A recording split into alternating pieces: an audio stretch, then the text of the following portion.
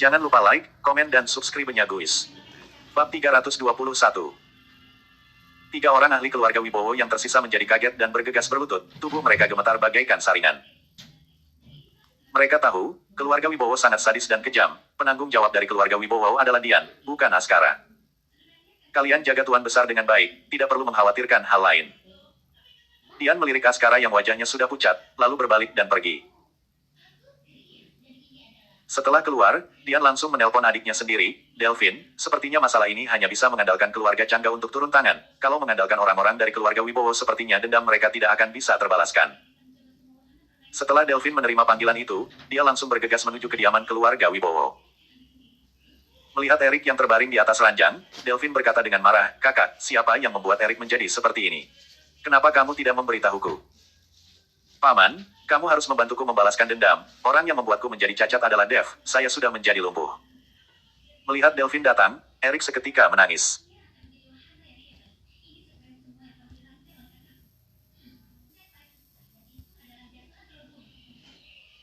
Delvin hanya beberapa tahun lebih tua dari Erik, dan keduanya telah bermain bersama sejak kecil. Hubungan mereka sangat baik, dan saat melihat Erik menangis, Delvin merasa hatinya sangat sakit. "Erik, tidak perlu khawatir, dendam ini, Paman akan membalaskannya untukmu."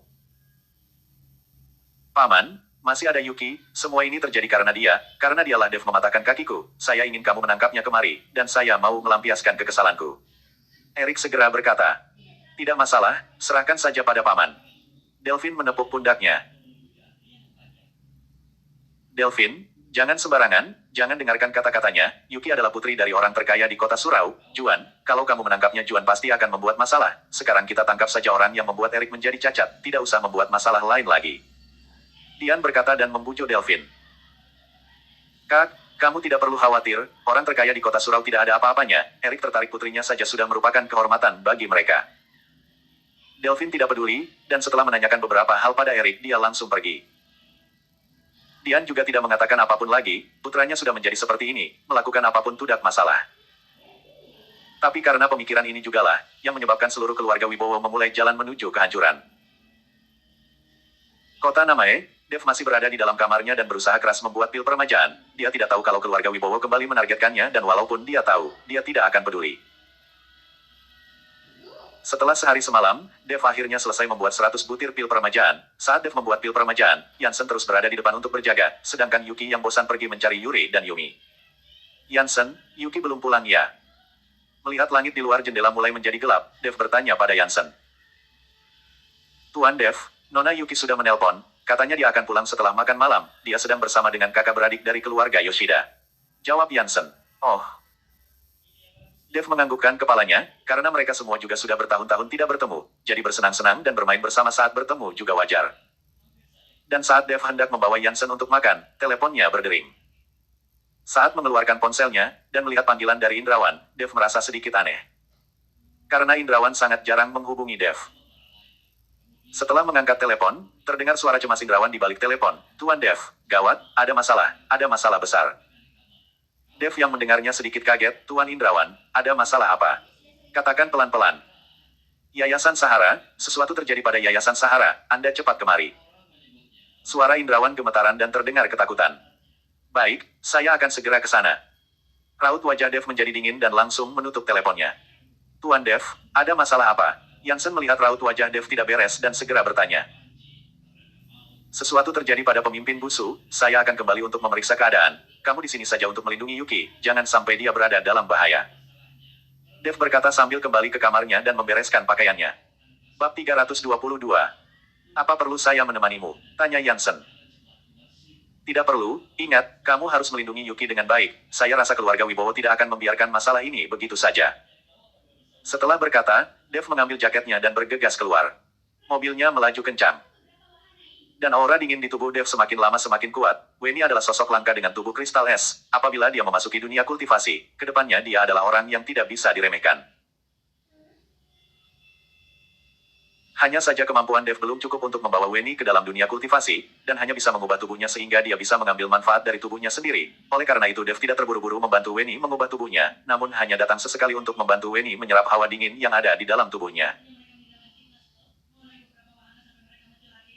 Karena tubuh seperti ini sangat langka, namun sekarang sesuatu terjadi pada Yayasan Sahara, Dev mulai mengkhawatirkan keselamatan Weni, karena Weni masih memiliki tubuh kristal es namun dia tidak bisa mengendalikan hawa dingin dari tubuhnya sama sekali, dia tidak ada bedanya dengan gadis biasa, dan kalau menghadapi bahaya dia juga tidak mempunyai kekuatan untuk melawan. Memikirkan sampai di situ, Dev kembali mempercepat laju mobilnya, mobil itu melesat bagaikan peluru menuju Yayasan Sahara. Pada saat Dev tiba di kaki Gunung Sahara, hari sudah gelap, langit gelap gulita dan tidak ada cahaya sama sekali, sangat suram dan sepertinya hujan juga akan turun. Setelah memarkirkan mobilnya di kaki gunung, Dev bergegas menuju ke puncak gunung, karena sudah berada di level 9, kemampuan Dev sudah melebihi orang biasa baik dalam pendengaran maupun penglihatan. Brak-brak. Baru saja berlari belum jauh menuju ke puncak gunung, tiba-tiba terdengar suara guntur dan rintik-rintik hujan mulai turun. Sosok Dev tidak terhalang oleh hujan, seluruh tubuhnya terbungkus oleh lapisan kabut tipis. Hujan tiba-tiba menguap sebelum sempat menyentuh tubuh Dev, dan tidak bisa membasahi pakaian Dev sama sekali. Saat hampir tiba di puncak gunung, Dev melihat ada penjaga di jalan dan sudah ada orang yang memasang garis polisi. Dev tahu pasti ada orang yang meninggal di Yayasan Sahara, namun siapa orangnya, Dev udah tahu. Dia kembali mempercepat lajunya dan melewati pos penjaga, dan langsung bergegas menuju puncak gunung. Saat tiba di puncak gunung Dev tercengang oleh bau darah yang begitu menusuk, bahkan saat diguyur oleh hujan pun bau darah masih begitu terasa. Ini jelas menunjukkan kalau orang yang mati pasti tidak sedikit. Saat melihat air hujan yang ada di bawah kakinya semua berwarna merah, berkumpul dan mengalir menuruni gunung. Di luar Yayasan Sahara, puluhan detektif berjas hujan sedang sibuk, dan saat mereka melihat Dev mendekat, salah seorang detektif langsung menghentikannya. Siapa kamu? Kamu tidak boleh mendekat ke sini. Minggir semuanya. Pada saat itu dua orang bergegas berjalan keluar dari Yayasan Sahara. Dua orang ini adalah Willy Aston dan Indrawan. Setelah melihat Dev mereka berdua menyapanya dengan penuh hormat, Tuan Dev. Beberapa detektif yang menghalangi Dev menunjukkan sedikit kekhawatiran, mereka melihat Dev hanyalah pemuda berusia 20-an tahun, masih sangat muda tapi dia bisa membuat pemimpin kota dan pejabat senior yang sudah pensiun begitu segan terhadapnya. Dev mengangguk kecil, lalu memasuki Yayasan Sahara bersama Indrawan dan Willy. Baru memasuki Yayasan Sahara, dia melihat di halaman sudah tergeletak belasan mayat. Mayat-mayat itu adalah mayat dari para murid Yayasan Sahara. Mereka merupakan murid dari pemimpin Busu. Dev mengenal sebagian besar dari mereka, karena saat Dev datang untuk membantu Weni menyerap hawa dingin, dia akan berpapasan dengan murid-murid ini. Dev berjongkok dengan pelan dan melihat bekas luka yang ada di tubuh para murid. Semuanya mati karena tulang tenggorokan mereka dihancurkan. Ada 5 lubang di leher masing-masing murid, dan darah tidak berhenti mengalir dari lubang itu. Di mana pemimpin Busu? Dev bertanya. Di dalam, Indrawan berkata dan bergegas membawa Dev ke aula utama. Begitu dia masuk ke aula utama, dia melihat pemimpin Busu terbaring di lantai aula utama, matanya terbuka lebar, dan tubuhnya sudah kaku. Bab 323. Mata pemimpin Busu masih terbuka saat dia meninggal, saya sudah mencoba membuatnya memejamkan matanya tapi tidak bisa. Indrawan tidak berani menatap langsung ke arah pemimpin Busu dan berkata dengan wajah sedih. Dev berjongkok perlahan dan menggunakan satu tangannya untuk mengusap pelan wajah pemimpin Busu. Pemimpin Busu, tenang saja, saya pasti akan membalaskan dendamu. Dan setelah Dev menarik tangannya kembali, sepasang mata pemimpin Busu sudah terpejam. Dev berdiri dan melihat ke sekeliling aula utama dan tidak menemukan mayat lainnya, lalu bertanya, di mana Weni, putrinya pemimpin Busu? Indrawan menggelengkan kepalanya, sedangkan Willy membuka mulut, tidak tahu kemana perginya. Saat kami mendapatkan kabar, kami langsung mengunci TKP dan tidak ada orang lain yang menyentuh TKP. Keadaan terlihat sama seperti saat ini. Sebenarnya siapa yang begitu kejam dan sadis sampai-sampai bisa membantai sebuah kuil Tao? Indrawan berkata sambil menggertakkan giginya. Pada saat itu di benak Dev sudah terpikirkan satu orang, namun karena belum memiliki bukti, Dev juga tidak berani memberi komentar. Tuan Indrawan tenang saja, saya sudah meminta Departemen Investigasi untuk memeriksa, tidak lama lagi kita akan tahu siapa pembunuhnya. Willy juga berkata dengan wajah sedih. Wali Kota Willy, minta semua orang untuk berhenti menyelidiki masalah ini, ada beberapa masalah yang tidak akan bisa diselidiki oleh orang biasa, masalah ini serahkan saja kepadaku. Dev tahu kalau ini bukan perbuatan yang dilakukan oleh orang biasa. Willy seketika tercengang dan setelah menatap Dev dia menganggukkan kepalanya. Baik, kalau begitu saya akan menyuruh orang-orang dari Departemen Investigasi untuk bubar. Tepat ketika Willy selesai berbicara, ada suara keras di luar. Dev dan yang lainnya bergegas keluar, dan saat tiba di depan pintu kuil Tao, mereka melihat seseorang yang mengenakan jubah Tao, pemimpin Wu Wei yang basah kuyup sedang berunding dengan detektif. Biarkan dia masuk, bentak Dev. Beberapa detektif itu tercengang, namun setelah melihat Willy yang ada di samping Dev, mereka mau tidak mau patuh dan menyingkir. Adik seperguruan, adik seperguruan. Pemimpin Wu Wei berteriak dengan sedih dan bergegas masuk ke dalam kuil. Dev yang melihat pemimpin Wu Wei begitu sedih juga merasakan kesedihan dalam hatinya. Dev dan Indrawan mengikutnya ke dalam, sedangkan Willy hanya membiarkan beberapa orang yang membersihkan TKP untuk tetap tinggal, dan membubarkan yang lainnya, lalu dia juga berpesan kepada mereka agar tidak membocorkan kejadian hari ini. Adik seperguruan, bangun, bangunlah.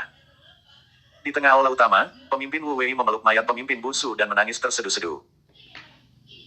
Dev dan yang lainnya berdiri dengan diam di samping, tidak ada yang berbicara, karena kata-kata penghiburan juga tidak ada artinya saat ini. Setelah cukup lama menangis, pemimpin Wu Wei melepaskan mayat pemimpin Busu, aura pembunuh terlintas di matanya, dia menggertakkan giginya dan berkata, "Baka, saya tidak akan pernah berdamai denganmu, kalau tidak membunuhmu saya bersumpah tidak akan menjadi manusia." Mendengar pemimpin Wu Wei mengungkit pemimpin Baka, Dev sudah membuat kesimpulan dalam hatinya, orang yang terlintas di pikirannya tadi juga pemimpin Baka, saat membunuh Niko dan mendapatkan papan 7 bintang, dia tahu kalau pemimpin Baka tidak akan tinggal diam karena benda pusaka seperti papan 7 bintang sangat jarang ditemui di dunia manusia. Namun Dev tidak menyangka pemimpin Baka akan begitu sadis, dan tidak mencari masalah dengan dirinya melainkan langsung membantai seluruh Yayasan Sahara. Pemimpin Wu Wei, bagaimana kamu bisa tahu kalau pemimpin Baka yang melakukan ini? Indrawan bertanya dengan waspada. Adik seperguruanku yang berkhianat itulah yang memberitahuku, kalau tidak saya juga tidak akan bisa sampai secepat ini, kita membunuh Niko, jadi adik seperguruanku yang berkhianati itu mempengaruhi pemimpin Baka untuk membantai seluruh Yayasan Sahara untuk membalaskan dendam muridnya, dan setelah itu dia memberitahukan padaku dan menyuruhku membereskan mayat. Pemimpin Wu Wei menggertakkan giginya dan tatapannya dipenuhi dengan keinginan membunuh. Benar-benar kehilangan akal sehat, ini bukan lagi perbuatan yang dilakukan oleh seseorang yang mengaku sebagai pemimpin kuil. Willy yang mendengarnya juga kaget. Bab 324. Kalau begitu apakah kamu tahu Wen Yi ada di mana? Dev bertanya. Dia ditangkap dan dibawa ke Yayasan Baka, setelah menangani mayat adik seperguruan saya akan ke sana untuk menyelamatkannya. Pemimpin Wu Wei perlahan mengangkat tubuh pemimpin Busu, dan bersiap membawanya ke halaman belakang untuk dikubur. Dev mengulurkan tangannya dan menghentikan pemimpin Wu Wei, pemimpin, mengenai pemakaman pemimpin Busu dan yang lainnya, di sini ada orang yang bisa mengurusnya, jadi sekarang kamu bawa saja saya pergi ke Yayasan Baka, saya takut kalau terlambat Wen Yi akan berada dalam bahaya. Pemimpin Wu Wei tercengang sesaat, lalu meletakkan kembali mayat pemimpin Busu dan mengangguk, baik, saya akan membawamu ke sana sekarang. Tuan Indrawan, Wali Kota Willy, urusan di sini saya serahkan kepada kalian. Dev berkata pada Indrawan dan Willy. Tuan Dev, hati-hati. Indrawan mengingatkan. Dev dan pemimpin Wu Wei berangkat, Yayasan Baka berada di sebuah gunung yang curam, penduduknya juga sangat sedikit, orang yang mengetahui tempat ini juga sedikit, oleh karena itu tidak ada orang yang datang beribadah ke Yayasan Baka, berbeda dengan Yayasan Sahara. Di bawah petunjuk dari pemimpin Wu Wei, mereka baru sampai di kaki gunung setelah matahari terbit. Menatap puncak gunung yang menjulang tinggi dan dikelilingi oleh hutan lebat, tatapan mata Dev dipenuhi dengan aura membunuh. Karena hujan deras tadi malam, saat ini seluruh puncak gunung diselimuti kabut basah, Dev dan pemimpin Wu Wei terjun ke kabut dan menghilang. Saat ini, di dalam Yayasan Baka, beberapa murid Tao yang berwajah sangar sedang menyapu kuil dengan malas. Murid-murid Tao yang ada di sini adalah pembunuh yang kejam. Mereka diburu dan berakhir bersembunyi di sini dan menjadi murid Tao. Sedangkan di aula utama, ada seseorang yang mengenakan jubah Tao. Orang ini adalah Halet, penguasa Yayasan Baka saat ini. Dia juga merupakan orang yang dikatakan oleh pemimpin Wu Wei sebagai adik seperguruan yang berkhianat, dan guru dari Niko. Ini seharusnya waktu untuk ibadah pagi tapi Halet malah tidak fokus. Dia menajamkan telinganya dan diam-diam mendengarkan gerakan dari belakang aula. Di ruangan belakang aula utama, pemimpin Baka yang sudah tua dan berjanggut menatap Weni yang berada di ranjang dengan tatapan galak. Weni menyusutkan tubuhnya dan matanya menatap monster buas yang ada di hadapannya dengan ketakutan. Semalam, dia yang baru selesai makan dan hendak beristirahat tiba-tiba mendengar suara perkelahian dari luar, dan saat dia membuka pintu dia dipukuli hingga pingsan oleh seseorang dan saat terbangun dia sudah berada di sini. Ubuk-ubuk-ubuk. Kulitnya seputih salju, dan bahkan pembuluh darah di tubuh dapat terlihat dengan jelas, seperti yang diharapkan dari tubuh kristal es. Kehilangan papan 7 bintang dan mendapatkan sebuah pusaka seperti ini benar-benar setimpal, sangat setimpal. Pemimpin Baka menatap Weni yang ada di ranjang dengan rakus, wajahnya penuh kegembiraan. Kamu, siapa sebenarnya kamu? Kenapa kamu menangkapku? Weni bertanya dengan takut kepada pemimpin Baka. Sayang, tidak perlu takut, saya tidak akan membunuhmu. Kedepannya kamu akan tinggal di sini bersamaku dengan patuh. Dengan tubuh kristal esmu ini, kalau kamu berkultivasi ganda denganku maka saya akan bisa hidup 100 tahun lagi. Pemimpin Baka menjilat bibirnya, nafsu di matanya membuat Weni terus menggerakkan tubuhnya ke belakang dengan putus asa. Kamu jangan kemari, atau ayahku tidak akan membiarkanmu begitu saja, dia pasti akan datang untuk membunuhmu. Weni saat ini masih belum tahu kalau pemimpin Busu sudah meninggal. Ayahmu membunuhku, hahaha, lelucon, benar-benar lelucon. Pemimpin Baka tiba-tiba tertawa terbahak-bahak, ayahmu sudah sejak tadi berubah menjadi mayat, bagaimana dia bisa membunuhku? Dengan rohnya, bahkan bila rohnya berani datang mencariku, saya akan membuat rohnya binasa. Weni yang mendengarnya seketika gemetaran, kamu membunuh ayahku. Kalau saya tidak membunuh tua bangka itu, bagaimana saya bisa membawamu kemari? Pemimpin Baka berkata sambil tersenyum sinis. Weni yang mendengar itu seketika menggila dan tatapannya dipenuhi dengan api kemarahan. Saya akan membunuhmu, saya pasti akan membunuhmu. Bab 325. Tidak ada ketakutan yang terlihat di wajah Weni, dan dia menatap pemimpin Baka dengan tatapan penuh kemarahan dan menyerangnya. Namun sayangnya, saat ini dia hanyalah seorang gadis biasa, dan bukan tandingan pemimpin Baka, dia langsung ditampar oleh pemimpin Baka dan tersungkur. Kalau kamu ingin membunuhku, maka kamu harus patuh dan melayaniku dengan baik, berkultivasi bersamaku, mungkin saja kamu akan menemukan kesempatan untuk membunuhku. Setelah selesai berbicara, pemimpin Baka seperti seekor harimau kelaparan yang langsung menerkam Weni. Binatang lepaskan saya, Weni berjuang keras untuk melawan. Srek, pakaian Weni robek. Dan pada saat yang bersamaan, Dev dan pemimpin Wu Wei bergegas berlari menuju puncak gunung. Kecepatan Dev sangat cepat, dan pemimpin Wu Wei hampir tidak bisa mengikuti di belakang. Segera, mereka berdua sudah sampai di depan Yayasan Baka. Melihat Yayasan Baka yang agak bobrok, Dev bertanya-tanya, bagaimana mungkin kuil Tao seperti itu masih ada? Tuan Dev, kuil Tao ini adalah kuil Tao yang terbengkalai dan kemudian ditinggali oleh pemimpin Baka dan diberi nama Yayasan Baka. Semua murid Tao yang ada di sini adalah penjahat keji yang bersembunyi agar tidak diburu. Pemimpin Wu Wei menjelaskan pada Dev. Dev mengangguk, dengan begini, walaupun dia membunuh semua orang yang ada di kuil ini juga tidak akan menjadi masalah. Saat Dev dan pemimpin Wu Wei muncul di depan pintu kuil, murid-murid Tao yang sedang menyapu seketika tercengang. Karena kuil mereka tidak pernah didatangi oleh orang asing, dan saat ini tiba-tiba ada dua orang asing yang muncul tentu para murid menjadi waspada. Siapa kalian berdua? Ada urusan apa datang ke Yayasan Baka? Seorang murid Tao menunjuk Dev dan pemimpin Wu Wei dengan sapu dan bertanya. Suara murid Tao ini terdengar oleh Khaled yang berada di aula utama, dan dia bergegas keluar. Dan saat dia melihat pemimpin Wu Wei, dia seketika mencibir, kakak seperguruan, tidak disangka kamu akan datang secepat ini, apa kamu sudah mengurus pemakaman adik seperguruan Busu? Khaled, dasar pengkhianat, hari ini saya pasti akan membunuhmu. Setelah melihat Khaled, pemimpin Wu Wei seketika mengamuk dan hendak menerjang ke arah Khaled.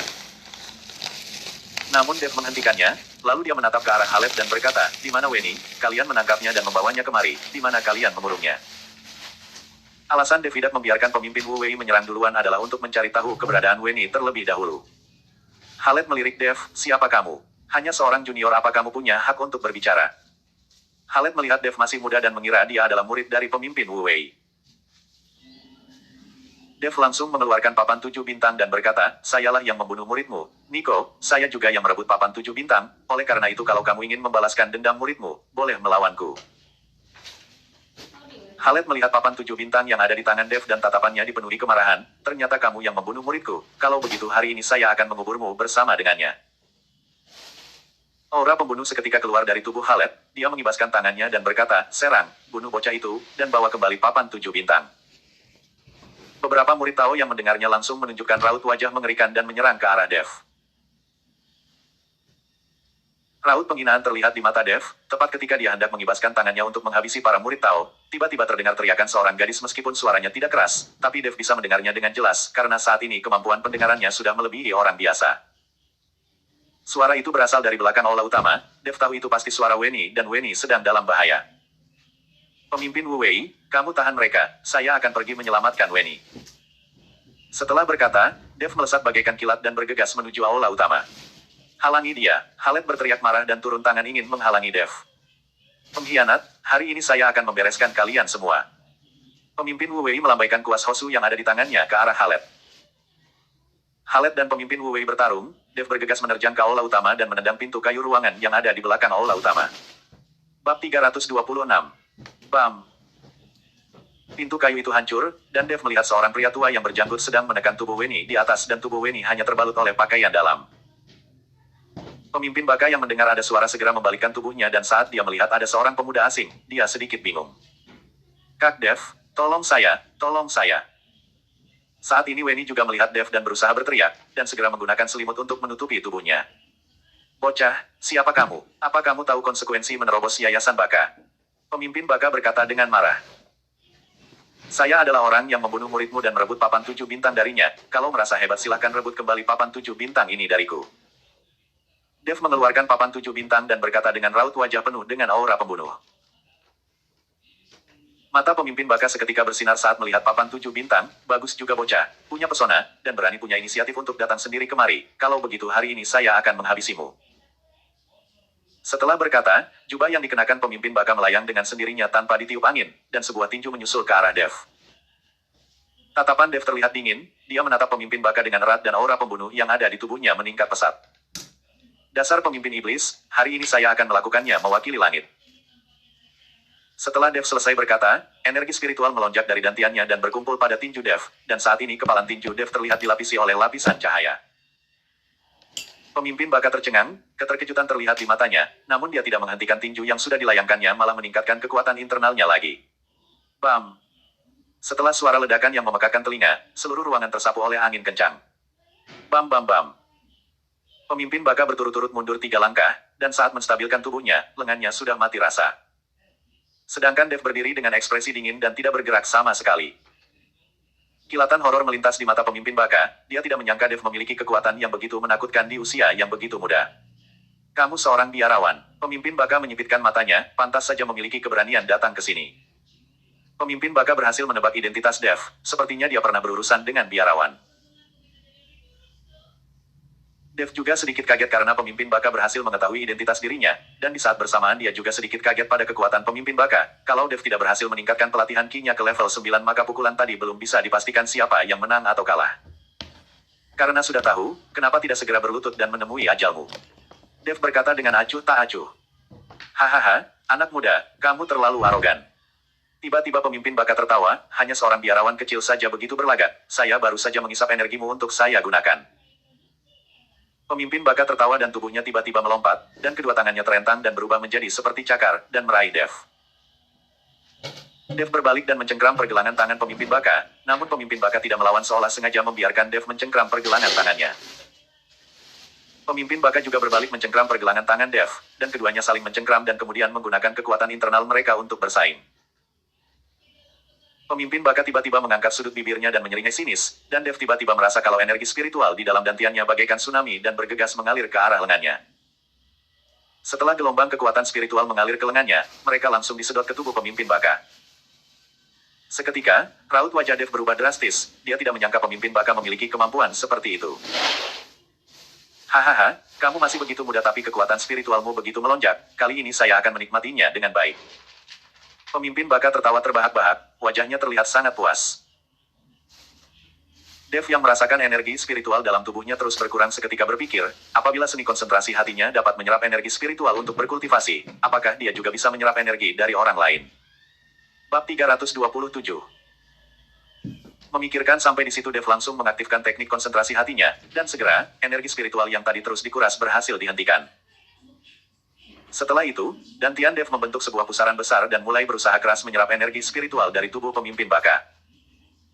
Pemimpin Baka merasa ada yang tidak beres dan ekspresi wajahnya seketika berubah dan menatap dengan tatapan ngeri. Kamu juga bisa teknik menyerap bintang sepertiku. Pemimpin Baka berkata dengan kaget. Pemimpin Baka yang merasakan energi dalam tubuhnya tidak berhenti dikuras seketika berjuang keras untuk melawan, namun saat ini Dev seperti sebuah magnet besar yang tidak berhenti menyerap energi dari tubuhnya dan membuatnya tidak bisa bergerak.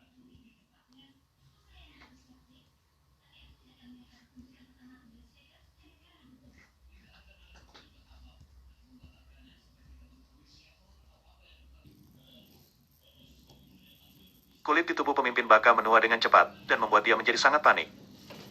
Setelah belasan menit kemudian, pemimpin Baka pada akhirnya hanya tersisa kulitnya, dan hanya matanya yang masih terbuka lebar karena ngeri, seluruh tubuhnya sudah menyusut. Dev merenggangkan tangannya dan pemimpin Baka terjatuh ke lantai. Dia sudah tidak terlihat seperti manusia dan pada akhirnya meninggal. Pemimpin Baka bahkan tidak bisa mengeluarkan suara sedikit pun lagi.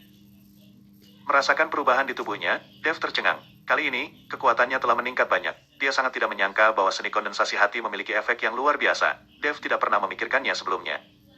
Kak Dev. Wenny memanggil Dev dengan takut-takut. Pada saat itu Dev tersadar dari kegembiraannya dan segera melepaskan jaketnya lalu memberikannya kepada Wenny untuk dikenakan.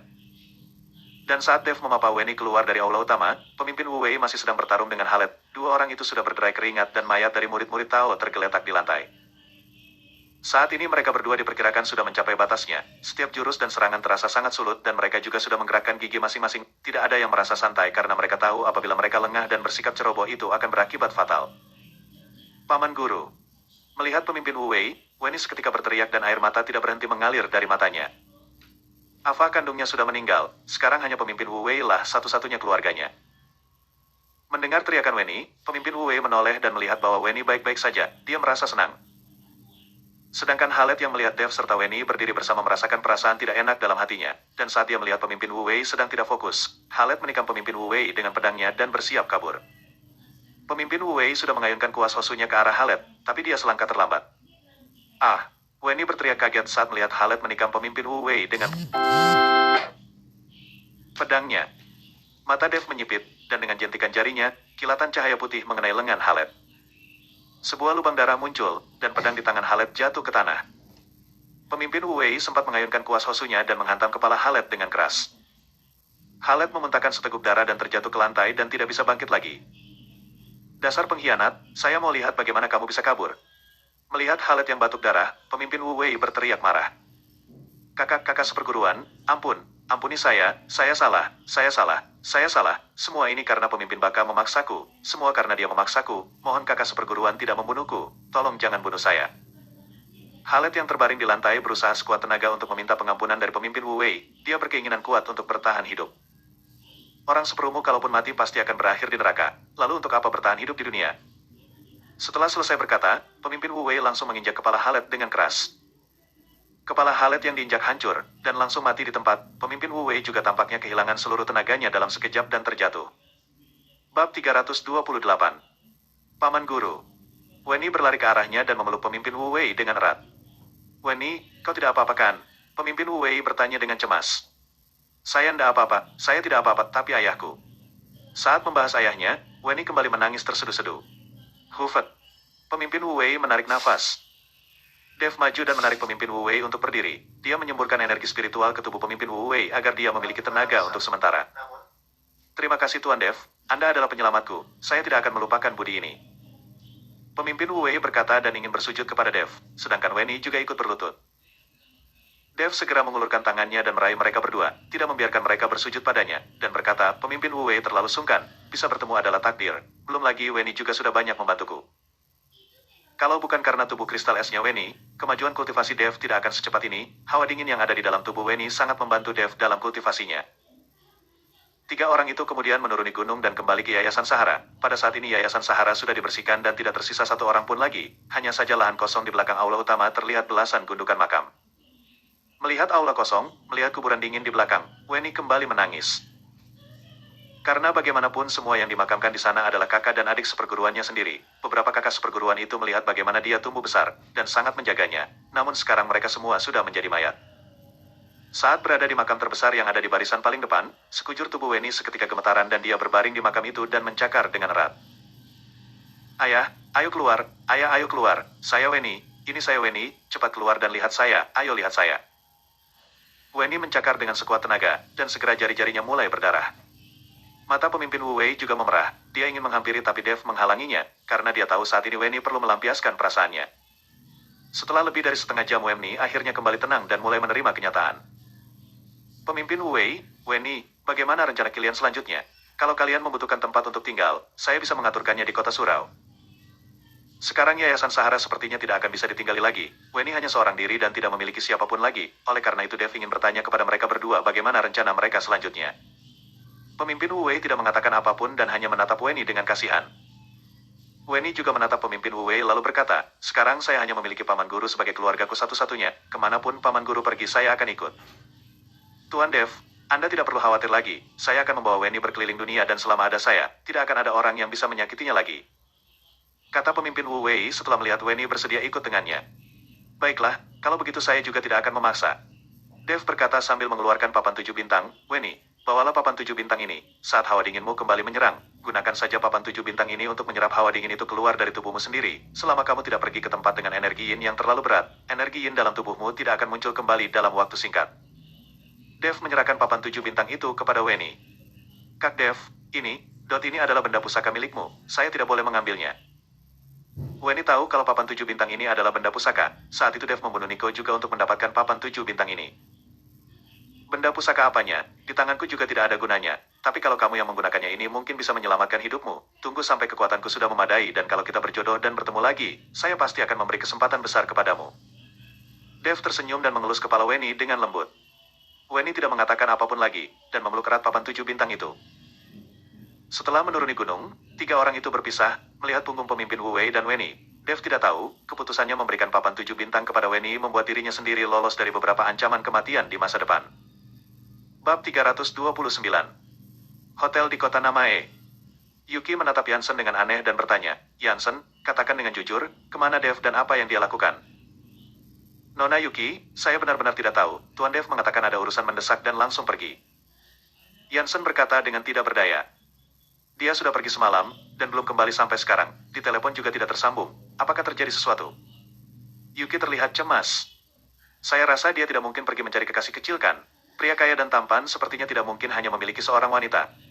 Yuri yang berada di samping tersenyum jahil. Yuri, jangan bicara sembarangan. Saya rasa Dev bukan pria seperti itu.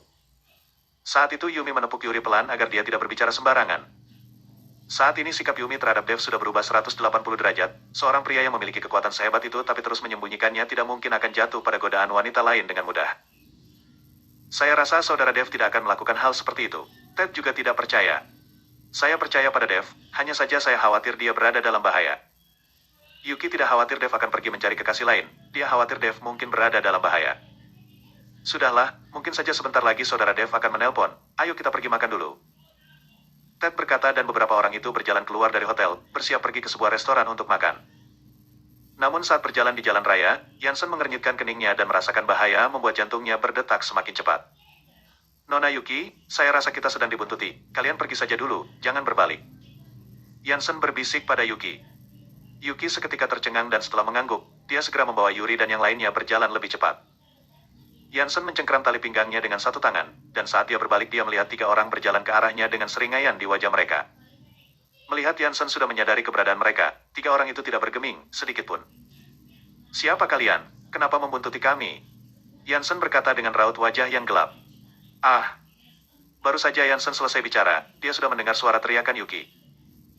Yansen segera menoleh ke arahnya dan melihat di depan Yuki dan yang lainnya juga ada 3 orang pria berwajah sangar yang menghalangi jalan mereka. Ted gemetaran tapi dia tetap berdiri di depan Yuki dan 2 wanita lainnya. Dia tidak berhenti melangkah mundur, dan pada akhirnya berdiri bersama dengan Yansen. Kamu Dev? Salah satu dari mereka menatap Ted dan bertanya. Orang ini adalah pamannya Eric. Delvin, dia belum pernah bertemu dengan Dev. Oleh karena itu melihat Ted yang masih muda dia bertanya pada Ted. Saya, bukan. Ada urusan apa kalian mencari Tuan Dev? Yansen tidak menunggu Ted berbicara dan langsung bertanya. Tentu saja untuk membunuhnya, sudah membuat kaki Eric cacat. Apa dia masih boleh hidup? Delvin berkata dengan dingin. Ternyata kalian utusan dari keluarga Wibowo. Yansen yang mendengarnya seketika mengencangkan sarafnya dan menarik ikat pinggangnya. Dia sudah siap untuk turun tangan. Kamu Yansen ya, tidak usah berlagak pahlawan. Di sini tidak ada urusanmu, nyahlah. Delvin mengibaskan tangannya pada Yansen. Arogan. Setelah selesai berbicara Yansen langsung mengayunkan tali pinggangnya ke arah Delvin. Pada saat seperti ini akan lebih tepat jika dia menyerang duluan. Tali pinggang dari besi itu berayun ke arah Delvin tapi dia tidak mengelak sama sekali. Dia mengulurkan tangan dan meraih tali pinggang Yansen, lalu tiba-tiba menariknya dengan keras. Yansen kaget, dan merasa ada kekuatan besar yang menarik dirinya sendiri ke arah Delvin. Delvin melayangkan tinjunya dan langsung menghantam perut Yansen. Yansen memuntahkan seteguk darah segar dan beberapa tulang rusuknya patah dalam sekejap. Bab 330. Ketua mafia dari kota Surau juga tidak ada apa-apanya. Delvin mendengus. Yansen tergeletak di lantai, rasa sakit yang parah membuat wajahnya muram. Dia ingin bangun, tetapi dia tidak bisa menggunakan kekuatannya sama sekali. Kamu Dev. Setelah memukuli Yansen, Delvin berjalan ke arah Ted dan bertanya. Ted sudah tercengang dari tadi. Dia tahu jelas kekuatan Yansen, sekarang hanya satu tinju saja berhasil membuatnya tersungkur, bahkan tidak bisa berdiri. Bagaimana mungkin Ted tidak kaget? Melihat Ted yang kaget, Delvin mengernyitkan keningnya. Dia sudah mendengar dari Eric kalau kekuatan Dev sangat kuat, bagaimana mungkin dia bisa kaget sampai seperti ini? Kalau sepengecut ini, sepertinya juga tidak perlu dia sendiri yang turun tangan, dan pengurus rumah keluarga Wibowo, Paman Johnny juga tidak akan mati. Kamu bukan Dev? Delvin kembali bertanya dengan bingung. Bukan. Ted menggelengkan kepalanya sekuat tenaga. Lalu di mana Dev? Delvin kembali melangkah mendekati Ted, dan kedua wajah mereka sudah hampir menempel.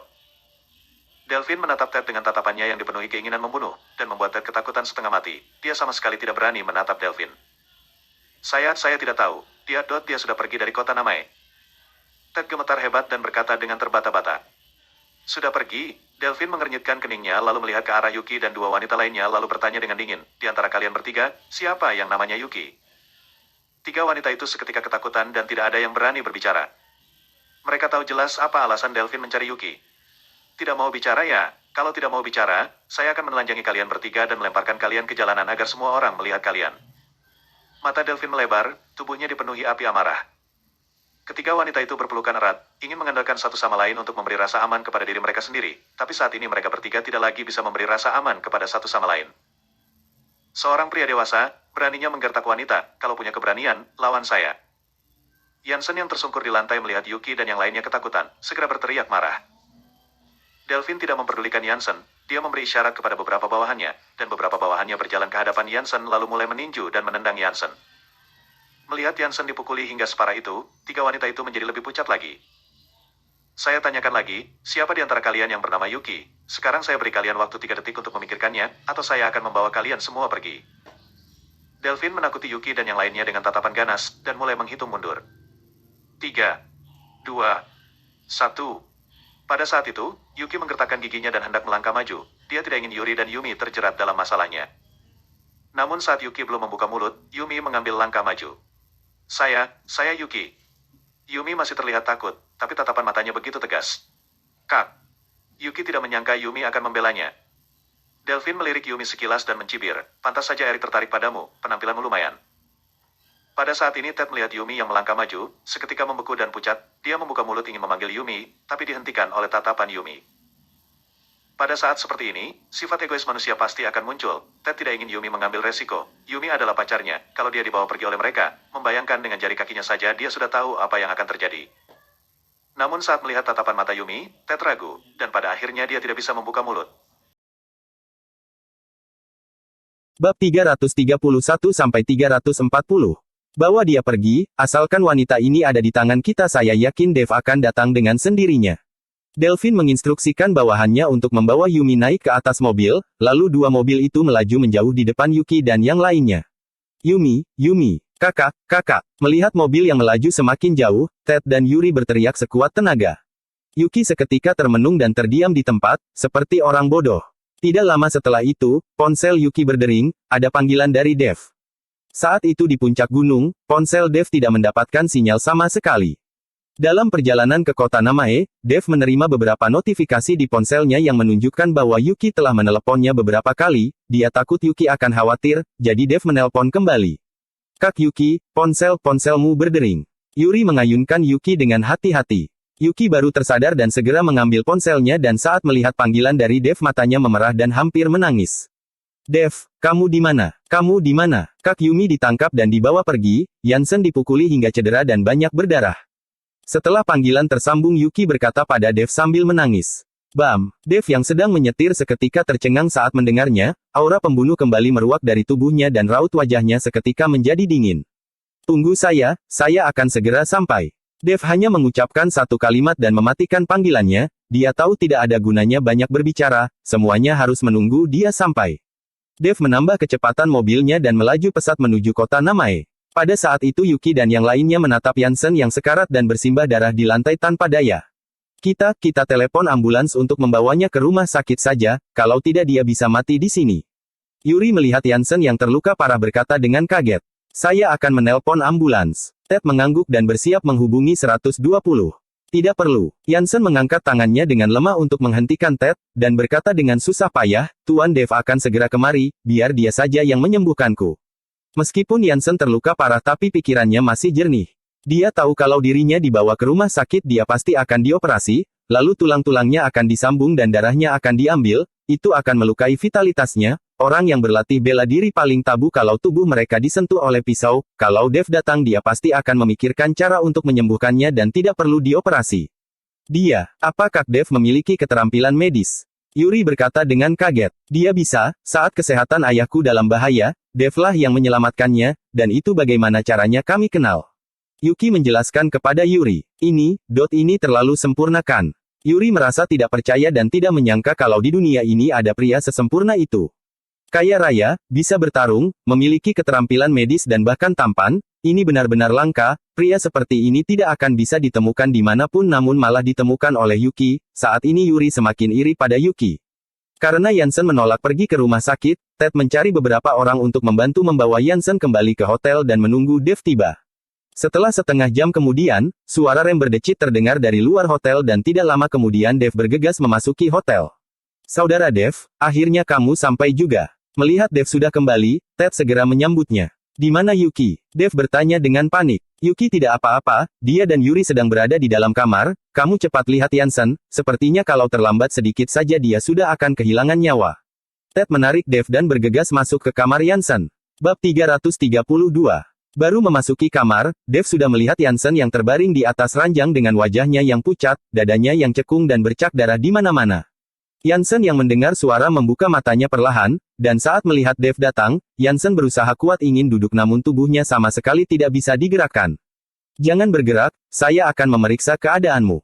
Dev melangkah maju dan menekan pundak Yansen dengan satu tangannya, sedangkan tangan lainnya menyapu pelan di atas dada Yansen. Pada saat ini wajah Dev menjadi dingin dan menakutkan. Tuan Dev, bawahanmu tidak berguna, hingga membuat Nona Yuki terkejut. Yansen berkata dengan malu, sudahlah, kamu jangan bicara lagi, lawanmu adalah seorang ahli, kamu bukan tandingan mereka. Dari luka Yansen, Dev dapat menilai kekuatan dari lawan, meskipun luka Yansen terlihat jelas tapi itu tidak fatal, namun juga tidak mudah untuk dipulihkan, terlihat jelas kalau pihak lawan tidak ingin membunuh Yansen tapi juga tidak mau Yansen terlalu senang. Saat telapak tangan Dev menyapu dada Yansen, aliran energi spiritual dikirim ke tubuh Yansen. Yansen merasa seolah-olah seluruh tubuhnya sedang direndam dalam air hangat dan membuatnya sangat nyaman, tidak merasakan sakit sama sekali. Tulang rusuk Yansen yang patah, juga dibungkus dengan energi spiritual, dan sembuh dengan cepat. Dada Yansen yang tadinya cekung perlahan-lahan pulih seperti sebelumnya. Setelah beberapa saat, Dev menarik tangannya dan keringat terlihat menghiasi keningnya. Generasi tulang patah seperti ini memerlukan energi spiritual yang sangat besar. Kalau Dev tidak memakan pil penambah energi dan berhasil menembus pelatihan Ki level 9, sepertinya dia tidak akan bisa menyembuhkan Yansen sama sekali. Sudah, ayo bangun. Setelah menarik tangannya, Dev menghela nafas dalam-dalam, dia duduk di kursi yang ada di samping, dan terlihat kelelahan. Yansen yang mendengar ucapan Dev segera membalikkan badannya dari tempat tidur dan berdiri, lalu menyadari kalau tubuhnya baik-baik saja, meskipun masih ada beberapa luka luar yang masih terlihat dan darah yang masih mengalir keluar, hanya saja untuk luka lecet seperti ini tidak ada artinya bagi Yansen. Terima kasih Tuan Dev. Yansen berkata pada Dev dengan penuh rasa terima kasih. Tubuhmu masih dalam pemulihan jadi untuk sementara jangan gunakan kekuatanmu, nanti saya akan membuatkan sebutir pil obat untukmu dan setelah itu tubuhmu akan baik-baik saja. Dev berpesan pada Yansen. Baik, saya mengerti. Yansen mengangguk. Pada saat itu Ted menganga, mulutnya terbuka lebar dan bisa langsung menelan sebutir telur, bagaimana luka seserius itu bisa sembuh dalam sekejap mata. Keajaiban macam apa ini? Lantas apakah Dev merupakan seorang dewa? Pikiran Ted sedang kalut, dan Dev tidak memiliki waktu untuk menggubrisnya, dan bertanya pada Yansen, sebenarnya apa yang terjadi, cepat jelaskan padaku. Yansen menceritakan kembali semua kejadian tadi pada Dev, dan saat Dev tahu kalau itu adalah utusan dari keluarga Wibowo, tangannya mengepal erat dan kemarahannya semakin terlihat jelas. Dev, kamu sudah kembali. Pada saat itu, Yuki dan Yuri yang mendengar suara segera keluar dari kamar mereka. Melihat wajah Yuki yang pucat, Dev merasa sakit hati, dan bergegas melingkarkan lengannya pada pundak Yuki. Maaf, semua ini salahku, sampai membuatmu kaget. Saya sudah pernah mengatakan kalau saya tidak akan pernah membuatmu terluka, dan akan melindungimu selamanya tapi saya. Yuki segera mengulurkan tangannya dan menutup mulut Dev, saya tidak apa-apa, kamu tidak perlu menyalahkan dirimu, saya benar-benar tidak kenapa-kenapa, hanya saja Kak Yumi. Saya sudah tahu, Yansen sudah memberitahuku, saya pasti akan menyelamatkannya dan membawanya pulang. Dev menggenggam tangan Yuki dan berkata dengan tegas. Tapi kamu, apakah kamu akan berada dalam bahaya? Batin Yuki sedang berkontradiksi saat ini, meskipun dia ingin Dev menyelamatkan Yumi, tapi dia juga takut Dev akan berada dalam bahaya. Bab 333. Tenang saja, orang yang bisa membunuhku masih belum lahir. Dev tersenyum pada Yuki lalu berkata pada Yansen, kumpulkan semua saudara Yayasan Nusantara, dan jangan buat kesalahan. Baik, mengerti. Yansen mengangguk dan pergi ke belakang untuk menelpon. Setelah Dev menghibur Yuki, dia pergi meninggalkan hotel dan bersiap pergi ke kota Ithaka untuk menyelamatkan Yumi. Setelah berjalan keluar dari hotel, senyuman di wajah Dev menghilang, dan digantikan dengan raut wajah dingin. Orang-orang yang berjalan di tepi jalan semua dapat merasakan suhu udara seolah turun dan bergidik. Kota Ithaka, kediaman keluarga Wibowo. Erik melihat Delphine membawa pulang seorang wanita dan seketika tidak tahu harus sedih atau senang. Paman, kamu menangkap orang yang salah, saya tidak kenal wanita ini, dia bukan Yuki. Erik berkata dengan pasrah. Salah menangkap orang. Delphine tercengang dan agak bingung, dia mengatakan dia adalah Yuki, bagaimana bisa salah? Delphine berkata sambil melihat ke arah Yumi, cepat bilang, siapa namamu?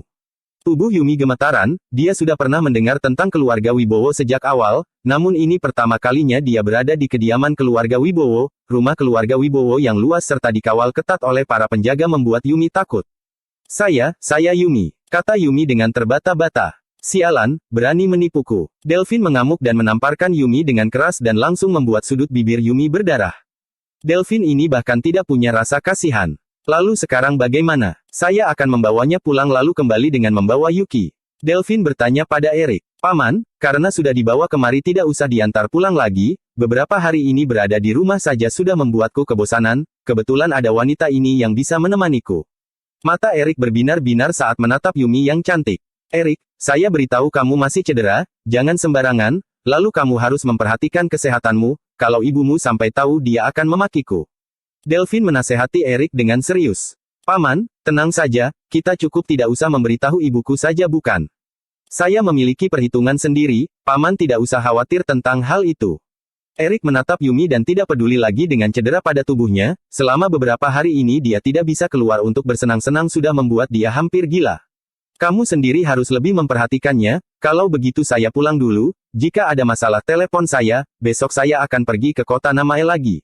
Delphine berkata sambil berjalan keluar dari kamar dan menutup pintu. Erik menatap Yumi dengan senyuman jahat, gadis cantik, kamu tidak perlu takut, ayo duduk di sampingku, asalkan kamu patuh padaku, besok saya akan mengantarmu pulang, tapi kalau kamu berani melawanku, saya akan langsung memanggil bawahanku yang ada di luar untuk menidurimu, mereka itu semuanya kasar dan tidak akan selembut diriku. Saat ini Yumi sudah ketakutan setengah mati, mendengar perkataan Erik dia tidak berani melawan sedikit pun. Ini adalah kediaman keluarga Wibowo, dia tidak mungkin bisa kabur, sekarang hal satu-satunya yang bisa dia lakukan adalah patuh pada perkataan Erik. Yumi yang berlinang air mata perlahan-lahan berjalan menuju Erik dan duduk di sampingnya. Mencium aroma tubuh yang wangi dari tubuh Yumi, dan penampilannya yang sangat menyedihkan, Erik tertawa terbahak-bahak. Ini adalah pertama kalinya dia tertawa terbahak-bahak setelah mengalami cedera. Sedangkan di halaman utama kediaman keluarga Wibowo, lampu sudah bercahaya, seluruh pengawal keluarga Wibowo tidak berhenti berpatroli, beberapa ahli yang dibawa oleh Delphine juga dia tinggalkan untuk Askara.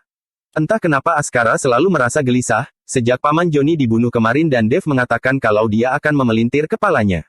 Askara mulai merasakan ketakutan dalam hatinya. Dia takut kalau dia sampai lengah, dan Dev benar-benar datang ke kediaman keluarga Wibowo untuk memelintir kepalanya. Bab 334. Tuan Besar, semua bawahan sudah bersiap dan seluruh villa sudah dijaga dengan ketat, bahkan seekor lalat pun tidak akan bisa keluar masuk, selain itu beberapa ahli dari keluarga Changga juga sudah bersiap. Tuan Besar tidak perlu khawatir. Pengurus rumah berjalan memasuki villa dan berkata pada Askara. Baik, saya sudah tahu. Askara duduk di sofa dan melambaikan tangannya. Pengurus rumah itu juga keluar dengan patuh, sedangkan Dian turun dengan masker wajahnya. Lihatlah betapa pengecutnya dirimu, bagaimana kamu bisa ditakut-takuti oleh bocah ingusan seperti itu. Saya rasa kamu semakin tua semakin penakut. Dian mengomeli Askara dengan tidak puas. Askara mengernyitkan keningnya dan melirik sekilas pada Dian namun tidak berani mengatakan apapun. Hanya saja dia sendiri tahu, orang yang bisa membunuh Paman Joni dengan satu pukulan pasti bukanlah orang biasa. Semalam setelah bawahannya membawa pulang kepala Paman Joni dan memberitahukan kejadian itu kepadanya, dia mulai merasa cemas. Dia berpikir kalau Dev benar hanya seorang bocah ingusan, kenapa Yansen, Indrawan serta Willy begitu segan kepadanya. Lalu, Juan sebagai orang terkaya di kota surau apa mungkin membiarkan putrinya berpacaran dengan orang biasa? Oleh karena itu Askara semakin merasa ada yang tidak beres, dan memerintahkan bawahannya untuk meningkatkan kewaspadaan mereka. Melihat Askara tidak berbicara, Dian mendengus dingin, saya akan pergi melihat Erik, agar dia lebih banyak makan, dan menambah nutrisinya. Dian berkata sambil berjalan menuju villa Erik sendirian. Saat itu, Erik sedang berada di dalam kamar, Yumi sedang berbaring di atas ranjang tanpa mengucapkan sepatah kata pun, air matanya sudah membasahi selimut di atas ranjang namun dia tidak berani berkata-kata. Erik menatap Yumi dengan bersemangat, dan kedua tangannya perlahan-lahan membuka kancing baju Yumi. Mata Erik memerah saat kulit putih Yumi terekspos. Memang barang berkualitas. Erik menjilat bibirnya dan air liurnya hampir mengalir keluar. Erik yang sudah tidak sabar langsung melemparkan dirinya ke tubuh Yumi.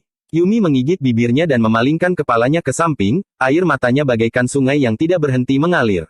Bang! Pada saat itu pintu kamar Erik dibuka dengan keras oleh seseorang. Erik terkejut dan raut wajahnya menjadi dingin, sialan, siapa yang tidak tahu cara mengetuk pintu, cari mati ya. Erik baru saja selesai mengumpat dan saat berbalik dia melihat ibunya sendiri sedang berjalan masuk, dia seketika kaget dan segera bangkit dari tubuh Yumi. Ibu, kenapa kamu kemari? Erik berkata dengan canggung. Dian melihat Yumi yang ada di atas ranjang lalu melihat Erik dan berkata dengan marah, dasar anak nakal, tidak mau hidup lagi ya. Sekarang ini kamu sedang cedera, apa pesan dokter kepadamu? Kamu malah berani melakukan hal seperti ini. Ibu, kakiku ini tidak akan bisa disembuhkan lagi pula saya hanya.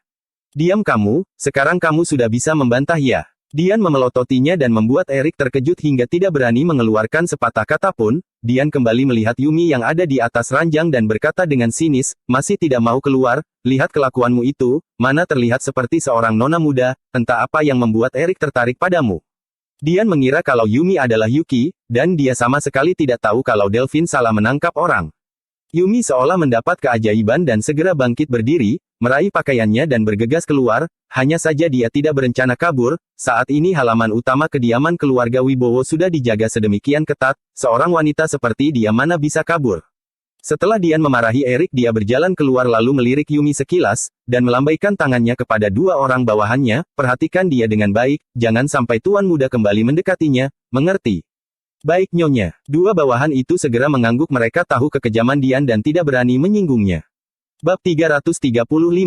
Yumi dikurung di kamar yang ada di samping, Dian bergumam, dasar bajingan, sama saja seperti ayahnya melihat wanita langsung menggila, baru saja Dian selesai berkata, tiba-tiba suara keras terdengar.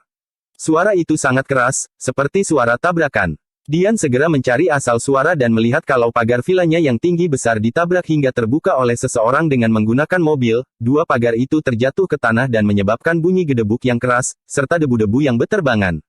Seluruh pengawal keluarga Wibowo yang mendengar suara itu langsung bergegas menuju ke pintu dan menghentikan mobil yang menabrak pagar. Setelah pintu mobil terbuka, Dev turun dengan aura pembunuh yang menyelimuti dirinya, menghadapi belasan pengawal keluarga Wibowo, wajah Dev tidak bergeming. Siapa kamu? Dian bergegas menghampiri dan bertanya dengan bingung. Hari ini, semua orang yang ada di sini, harus mati. Dev berkata dengan dingin, suaranya seperti dikeluarkan dari neraka tingkat ke-9 yang membuat orang yang mendengarnya bergidik ngeri. Kamu adalah Dev. Dian bertanya dengan bingung. Dia adalah Dev, cepat bunuh dia. Askara yang mendengar ada pergerakan juga bergegas keluar, dan saat itu melihat Dev dia langsung panik dan berteriak. Pengawal keluarga Wibowo yang mendapatkan perintah langsung menerjang ke arah Dev. Mata Dev sedikit menyipit, tubuhnya memancarkan aura pembunuh yang haus darah, dan dia perlahan-lahan meraih tongkat besi yang ada di atas. Mati. Begitu melontarkan kata, mati, sosok Dev langsung menghilang bagaikan bayangan lalu muncul di antara para pengawal keluarga Wibowo. Dev yang sudah mencapai level 9 pelatihan Ki bukan lagi tandingan bagi para pengawal biasa itu. Bam bam bam. Suara pukulan terus terdengar, Askara dan Dian hanya melihat percikan darah dan menemukan seluruh pengawal keluarga Wibowo sudah tergeletak di tanah, setiap pengawal itu dipukul kepalanya dengan benda keras, dan kemudian mati karena kepalanya hancur. Hanya dalam waktu sesingkat itu, sudah tidak ada satupun pengawal yang tersisa, dan bau darah yang kental menyelimuti kediaman keluarga Wibowo. Tongkat besi yang ada di tangan Dev masih meneteskan darah segar. Askara dan Dian termenung, tatapan mereka berdua dipenuhi rasa takut, melihat mata Dev yang merah kedua orang itu ketakutan. Hari ini, kalian semua harus mati. Dev melangkah menuju Askara dan istrinya. Bocah, tidak perlu sombong. Tiba-tiba dua pria parubaya yang mengenakan setelan bela diri menerjang ke arah Dev dan melayangkan tinjunya pada saat yang bersamaan. Dan dua orang lainnya berdiri di samping Dian untuk melindunginya, mereka adalah 4 orang ahli keluarga Changga. Dev yang melihat itu melemparkan tongkat besi yang ada di tangannya dan melayangkan 2 tinjunya pada waktu yang bersamaan untuk menyambut mereka. Bam! 4 tinju itu bertemu dan menyebabkan suara keras bagaikan guntur. Wajah Dev menjadi dingin, kedua tinjunya sedikit mati rasa, namun 2 ahli dari keluarga Changga terlontar keluar, tubuh mereka tiba-tiba meledak di udara, darah serta organ dalam berserakan di mana-mana, benar-benar sangat kejam. Dev mengeluarkan jurus mematikan, dan tidak menahannya sedikit pun, namun pukulan dari 2 orang itu bisa membuat kepalan tangannya sedikit mati rasa, bisa dibilang mereka memang ahli. Melihat kejadian itu, Askara dan Dian kembali termenung, mereka tahu dengan jelas bagaimana kemampuan dari para ahli keluarga Changga, namun Dev membunuh mereka hanya dengan 1 pukulan. Raut wajah 2 orang ahli keluarga Changga yang tersisa juga terlihat muram, mereka menggertakkan giginya dan berkata pada Dian, "Nona besar, kamu bawa Tuan pergi, kami akan menahannya di sini." Dian mengangguk, dan perlahan-lahan bergerak mundur, sebelum bertemu dengan Dev dia memaki Askara sampah, namun sekarang dia mulai menyesalinya, kalau dia tahu Dev sehebat ini dia akan meminta keluarga Changga mengirimkan lebih banyak orang. "Ingin pergi? Saya sudah bilang kalian semua harus mati." Dev berkata lalu menerjang ke arah Askara dan Dian dengan cepat. Bab 336. Tahan dia, Dian berteriak. 2 orang ahli dari keluarga Changga langsung melompat, walaupun mereka tahu akan dikalahkan, tapi mereka harus berusaha keras menghalangi Dev. Dev mengulurkan tangannya dan mencengkram pergelangan 2 orang ahli itu, lalu mengaktifkan seni konsentrasi hati dan dantiannya membentuk sebuah pusaran besar. 2 orang ahli dari keluarga Changga seketika merasakan semua energi dalam tubuh mereka terkuras. 2 orang ahli dari keluarga Changga terkejut dan ingin membebaskan diri dari jeratan Dev, tapi mereka menyadari kalau mereka sama sekali tidak bisa melepaskan diri. Hanya dalam belasan detik, 2 orang ahli dari keluarga Changga berubah menjadi mayat kering. Mata mereka terbuka lebar, dan bahkan tidak tahu bagaimana caranya mereka mati. Apa yang terjadi? Askara terkejut. Setan, kamu bukan manusia, bukan manusia. Melihat 2 ahli dari keluarga Changga berubah menjadi mayat kering, Dian hampir gila. Dev menatap Askara dan istrinya dengan dingin, wajahnya tidak memiliki ekspresi sedikit pun. "Di mana wanita yang kalian tangkap?" Dev bertanya. "Wah, wanita." Dian terlihat takut, dan menunjuk ke villa belakang, di dalam kamar. "Bawa saya ke sana," Dev berkata dengan dingin. Baik. Dian mengucapkan kata baik 3 kali berturut-turut, dan tidak lagi arogan seperti sebelumnya. Askara dan Dian menuntun Dev dengan gemetar, saat itu mereka berdua tidak memiliki niat untuk kabur lagi, karena mereka tahu mereka sudah tidak bisa kabur.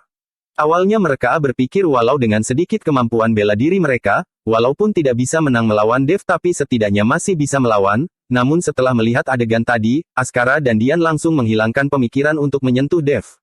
Setelah sampai di kamar tempat Yumi dikurung, Dian membukakan pintu. Yumi yang sedari tadi menangis mendengar suara pintu dibuka segera mengangkat kepalanya, dan saat dia melihat Dev, wajahnya langsung terlihat senang dan hatinya kembali merasakan ada harapan. "Dev." Yumi bergegas menuju ke arah Dev.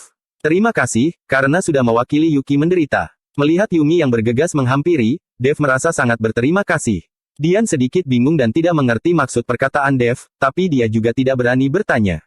"Dev, lihatlah dia di sini dan tidak terluka, masalah hari ini tidak perlu diperpanjang lagi, asalkan kamu membiarkan kami akan memberikan semua yang kamu minta."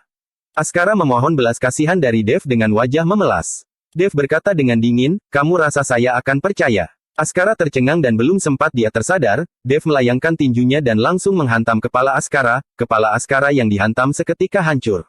Dengan kemampuan Askara, dia bahkan tidak bisa mengelak pukulan dari Dev. Darah bercampur dengan otak, dan langsung terciprat ke wajah Dian. Kamu. Dian menatap Dev dengan marah tapi tidak bisa mengeluarkan satu kata pun.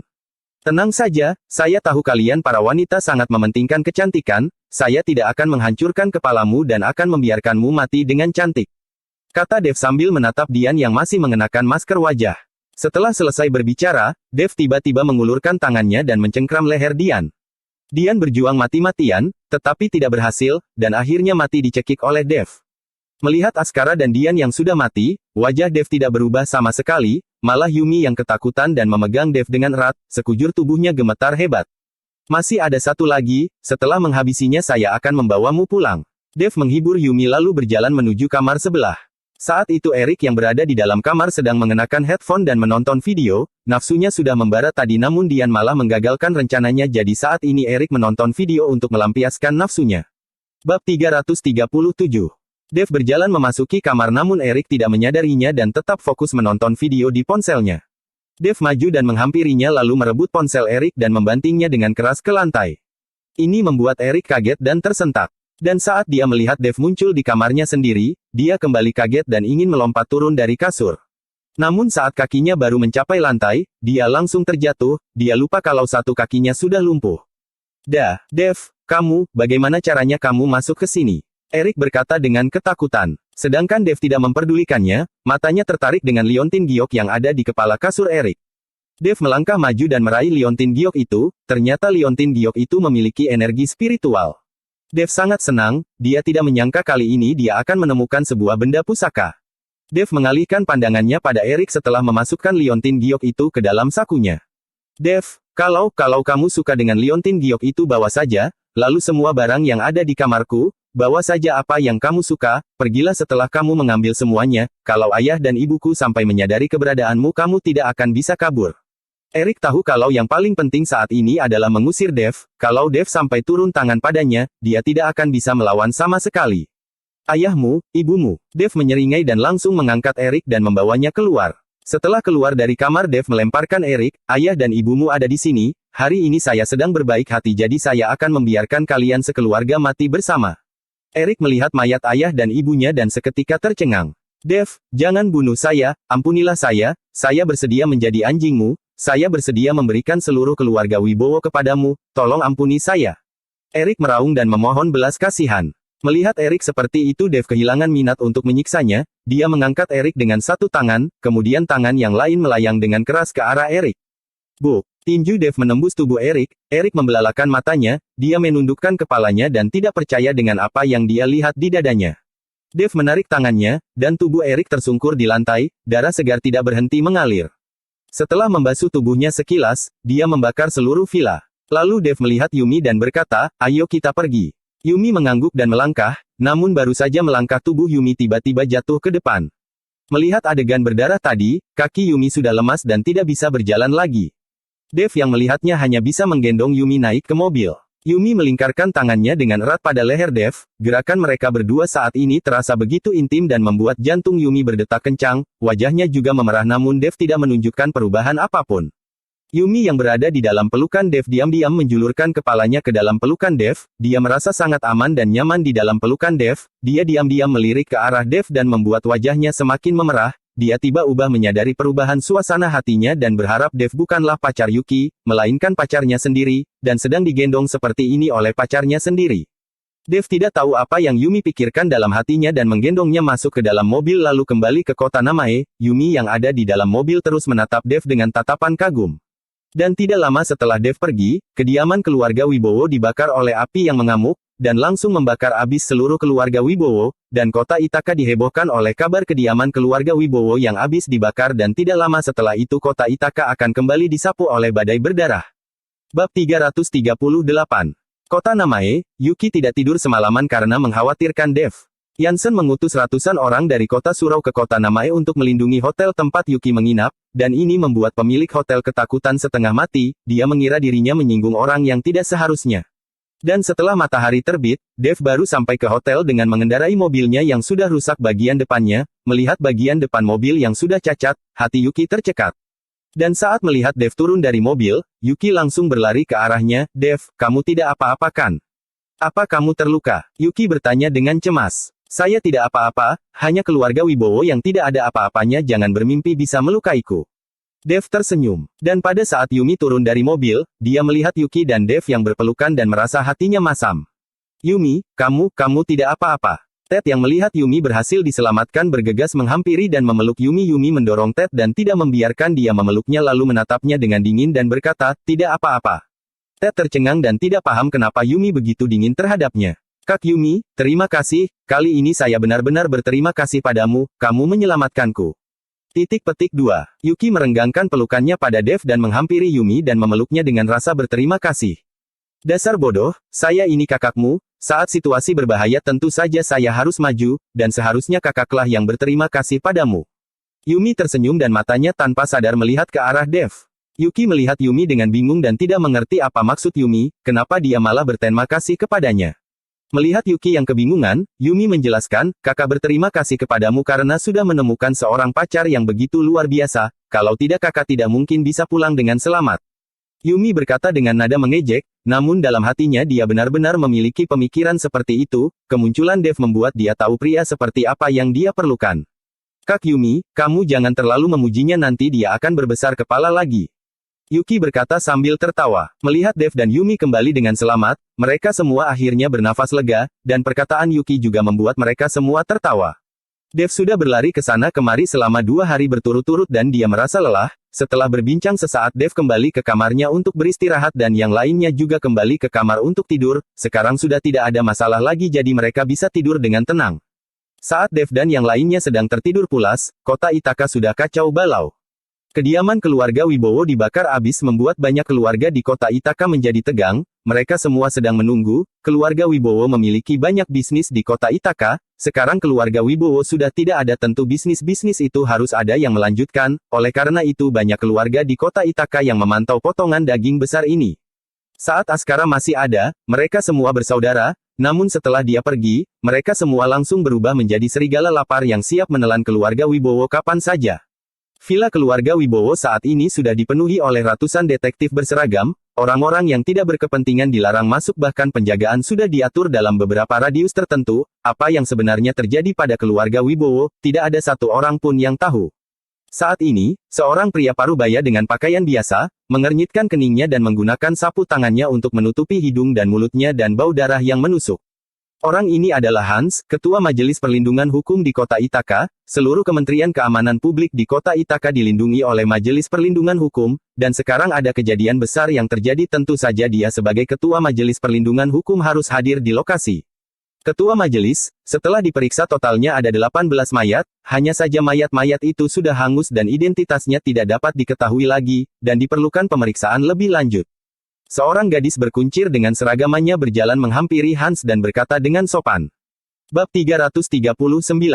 Apabila Dev ada di sini dan melihat gadis itu, pasti dia akan merasa sangat familiar dengan gadis ini, karena gadis ini sangat mirip dengan Indrawan. Gadis ini adalah cucu perempuannya Indrawan, Eli Pratomo. Setelah pensiun dari kota Ithaka, Indrawan kembali ke kota Surau untuk menikmati masa tua, sedangkan putra dan cucunya masih tinggal di kota Ithaka untuk bekerja. Tidak ada satupun yang hidup. Hans mengernyitkan keningnya. Tidak ada satupun yang hidup, dan rekaman kamera pengawas juga dibawa pergi, jadi tidak ada data rekaman sama sekali. Eli menggelengkan kepalanya. Eli, bagaimana pandanganmu dengan kasus ini? Tanya Hans. Kejadian ini jelas merupakan tindakan balas dendam, karena banyak perhiasan dan barang berharga milik keluarga Wibowo tidak hilang, hanya saja pelakunya sangat kejam, banyak di antara mereka yang meninggal karena kepalanya hancur, dapat dilihat bahwa dia memiliki dendam dan kebencian yang mendalam pada keluarga Wibowo. Eli menganalisis dengan cermat. Kalau begitu, periksa semua orang yang memiliki dendam dengan keluarga Wibowo. Hans menghela nafasnya, aduh, sepertinya kota Ithaka akan mengalami kekacauan dan hari-hari tenang kita akan berakhir. Ketua Majelis, berkaitan dengan keluarga Changga, kita. Eli baru saja hendak mengatakan sesuatu, tapi dia mendengarkan ada pertengkaran di depan pintu. Bajingan, enyah dari sini, bajingan mana yang berani menghalangiku akan kubunuh. Suara itu terdengar sangat marah. Suara penuh kemarahan itu kemudian disusul dengan sekelompok orang yang menerobos masuk dengan marah, para detektif yang melihat itu tidak ada yang berani menghalangi. Yang memimpin di depan adalah seorang pria tua dengan janggut, matanya dipenuhi api kemarahan, melihat apa yang terjadi pada keluarga Wibowo membuat matanya merah. Dan di samping orang tua itu, terlihat Delvin yang mengikutinya. Mereka adalah orang-orang dari keluarga Changga, sedangkan orang tua itu adalah ayah dari Dian, Dodi Changga. Mendengar kejadian yang terjadi pada keluarga Wibowo, Dodi bergegas datang dengan bawahannya. Siapa yang melakukannya? Saya akan menghabisi 7 turunannya. Tubuh Dodi sedikit gemetar, teriakannya bahkan terdengar jelas hingga jarak beberapa mil, kemampuan master kekuatan batin bukanlah lelucon. Tuan Dodi. Hans melihat anggota keluarga Changga yang datang dan bergegas menyambutnya. Hans, bagaimana dengan kakak saya dan keluarganya? Apa sudah tahu siapa pelakunya? Setelah Delvin melihat Hans, dia langsung bertanya kepada Hans dengan nada tajam dan tidak menunjukkan rasa hormat kepada Hans. Meskipun Hans merasa tidak senang dalam hatinya tapi dia tidak mengatakan apapun, dan berkata pada Delphine, Tuan Muda Delphine, turut berduka cita, tidak ada satupun anggota keluarga Wibowo yang masih hidup.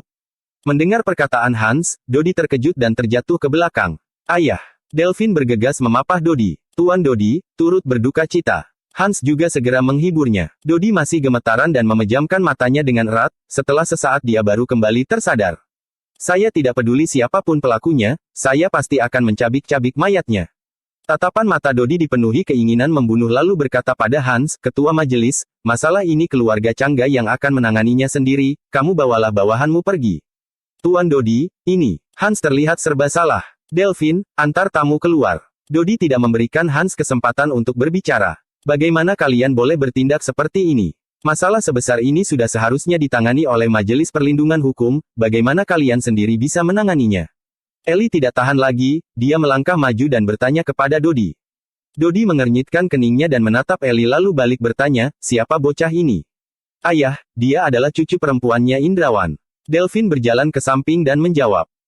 Walaupun kakeknya Indrawan ada di sini, coba tanyakan padanya apa berani menggunakan nada seperti ini untuk berbicara padaku. Dodi mendengus dan wajahnya terlihat dingin. Tuan Dodi, anak muda masih tidak mengerti apa-apa, bicaranya juga agak sembrono, semoga Tuan Dodi tidak marah. Hans yang melihat itu buru-buru minta maaf dan berkata, Tuan Dodi, pemakaman keluarga Wibowo perlu ditangani oleh keluarga Changga, saat ini banyak keluarga di seluruh kota Ithaka yang mengincar bisnis keluarga Wibowo, Tuan Dodi seharusnya lebih memperhatikan hal ini, untuk menangkap pelakunya, serahkan saja kepada kami Majelis Perlindungan Hukum Bab 340. Delon yang mendengarnya juga berbisik kepada Dodi, sepertinya sedang membicarakan sesuatu. Dodi menyipitkan matanya, siapa yang berani menyentuh keluarga Wibowo itu artinya sedang melawan keluarga Changga, saya ingin lihat keluarga mana dari kota Ithaka yang berani melakukannya. Setelah berkata aura pembunuh di tubuh Dodi meledak dan pakaian di tubuhnya bergerak sendiri tanpa ada angin, orang-orang yang ada di sekitarnya gemetaran dan bergidik ngeri. Saya beri kamu waktu 3 hari, dalam 3 hari bawa pelaku itu ke hadapanku, kalau Majelis Perlindungan Hukum tidak bisa membawa pelaku padaku setelah 3 hari, saya akan menggunakan caraku sendiri untuk menanganinya. Dodi menatap Hans dengan dingin. 3 hari, raut wajah Hans seketika menjadi serba salah. Ketua Majelis, sekarang saya akan memberitahu satu kandidat kepadamu, kejadian ini mungkin dilakukan oleh seseorang bernama Dev Colin, dia adalah penduduk kota Surau, mengenai hal lainnya, kamu periksa saja sendiri. Setelah Delphine mendapat kabar tentang keluarga Wibowo, orang pertama yang melintas di benaknya adalah Dev. Dev, Hans bergumam lalu mengangguk, terima kasih atas peringatannya Tuan Muda Delphine, saya akan segera memeriksanya. Hans membawa bawahannya pergi, dan mengenai masalah keluarga Wibowo yang lainnya akan diurus oleh keluarga Changga. Eli, bukankah Tuan Indrawan sedang menikmati hari tuanya di kota Surau? Coba tanyakan kepada Tuan Indrawan, Dev itu orang seperti apa, bisa menghabisi seluruh keluarga Wibowo pasti bukan orang biasa, kenapa saya belum pernah mendengar tentang dia? Dalam perjalanan, Hans berpesan pada Eli. Baik, Eli menjawab dengan asal, namun wajahnya masih terlihat tidak senang. Tadi dia dimaki oleh keluarga Changga dan itu membuat Eli merasa tidak senang. Hans melirik Eli sekilas dan tidak mengatakan apapun lagi, dia hanya menghela nafasnya. Kota Namae, Dev sudah tidur selama seharian penuh, dan merasa tubuhnya sudah berangsur pulih lalu segera menelpon Ted dan memintanya menyiapkan bahan obat, Dev akan menggunakan waktu di malam hari untuk membuatkan pil obat untuk Jansen agar Jansen bisa segera pulih. Karena bahan-bahan obat itu cukup umum, sebagian besar sudah disiapkan oleh Ted sebelumnya. Setelah Dev membuat pil obat dia memberikannya kepada Jansen untuk dimakan, dan mengajarkan seni konsentrasi hati yang biasa kepada Jansen agar Jansen bisa berlatih saat sedang senggang. Keesokan harinya Dev dan yang lainnya berencana kembali ke kota Surau, kali ini mereka sudah datang selama beberapa hari, mereka takut Juan akan khawatir, bagaimanapun Dev dan Yuki belum menikah, tunangan pun belum, kalau terus berkeliling di luar bersama, pasti akan menyebabkan gosip. Yumi, Yuri serta Ted mengantar mereka bersama, raut wajah tidak rela terlihat di wajah Yumi bersaudara, mereka bukan tidak rela Yuki pergi, melainkan tidak rela Dev pergi, dua kakak beradik ini sudah memiliki kesan mendalam terhadap Dev di dalam hati. Kak Ted, urusan di kota Namae saya serahkan kepadamu, mengenai bahan obat saya berharap kamu akan memperhatikannya dengan baik, tidak peduli berapapun harganya, kita harus mendapatkannya, kalau kamu merasa ragu, boleh menelponku. Dev berkata dan menepuk pundak Ted. Saudara Dev, tenang saja, sekarang semua bahan obat berusia ratusan tahun di kota Namae harus melalui tangan teras obat, tidak ada orang yang berani berebut denganku. Ted berkata dengan penuh percaya diri. Keberadaan Dev beberapa hari ini membuat teras obat milik Ted menjadi terkenal, karena hanya teras obatlah satu-satunya distributor pil peremajaan, dan rumah herbal saja tidak berani berebut dengannya, toko obat yang lainnya pun juga tidak berani melawan teras obat. Setelah mengobrol sesaat, Dev dan yang lainnya kembali ke kota surau.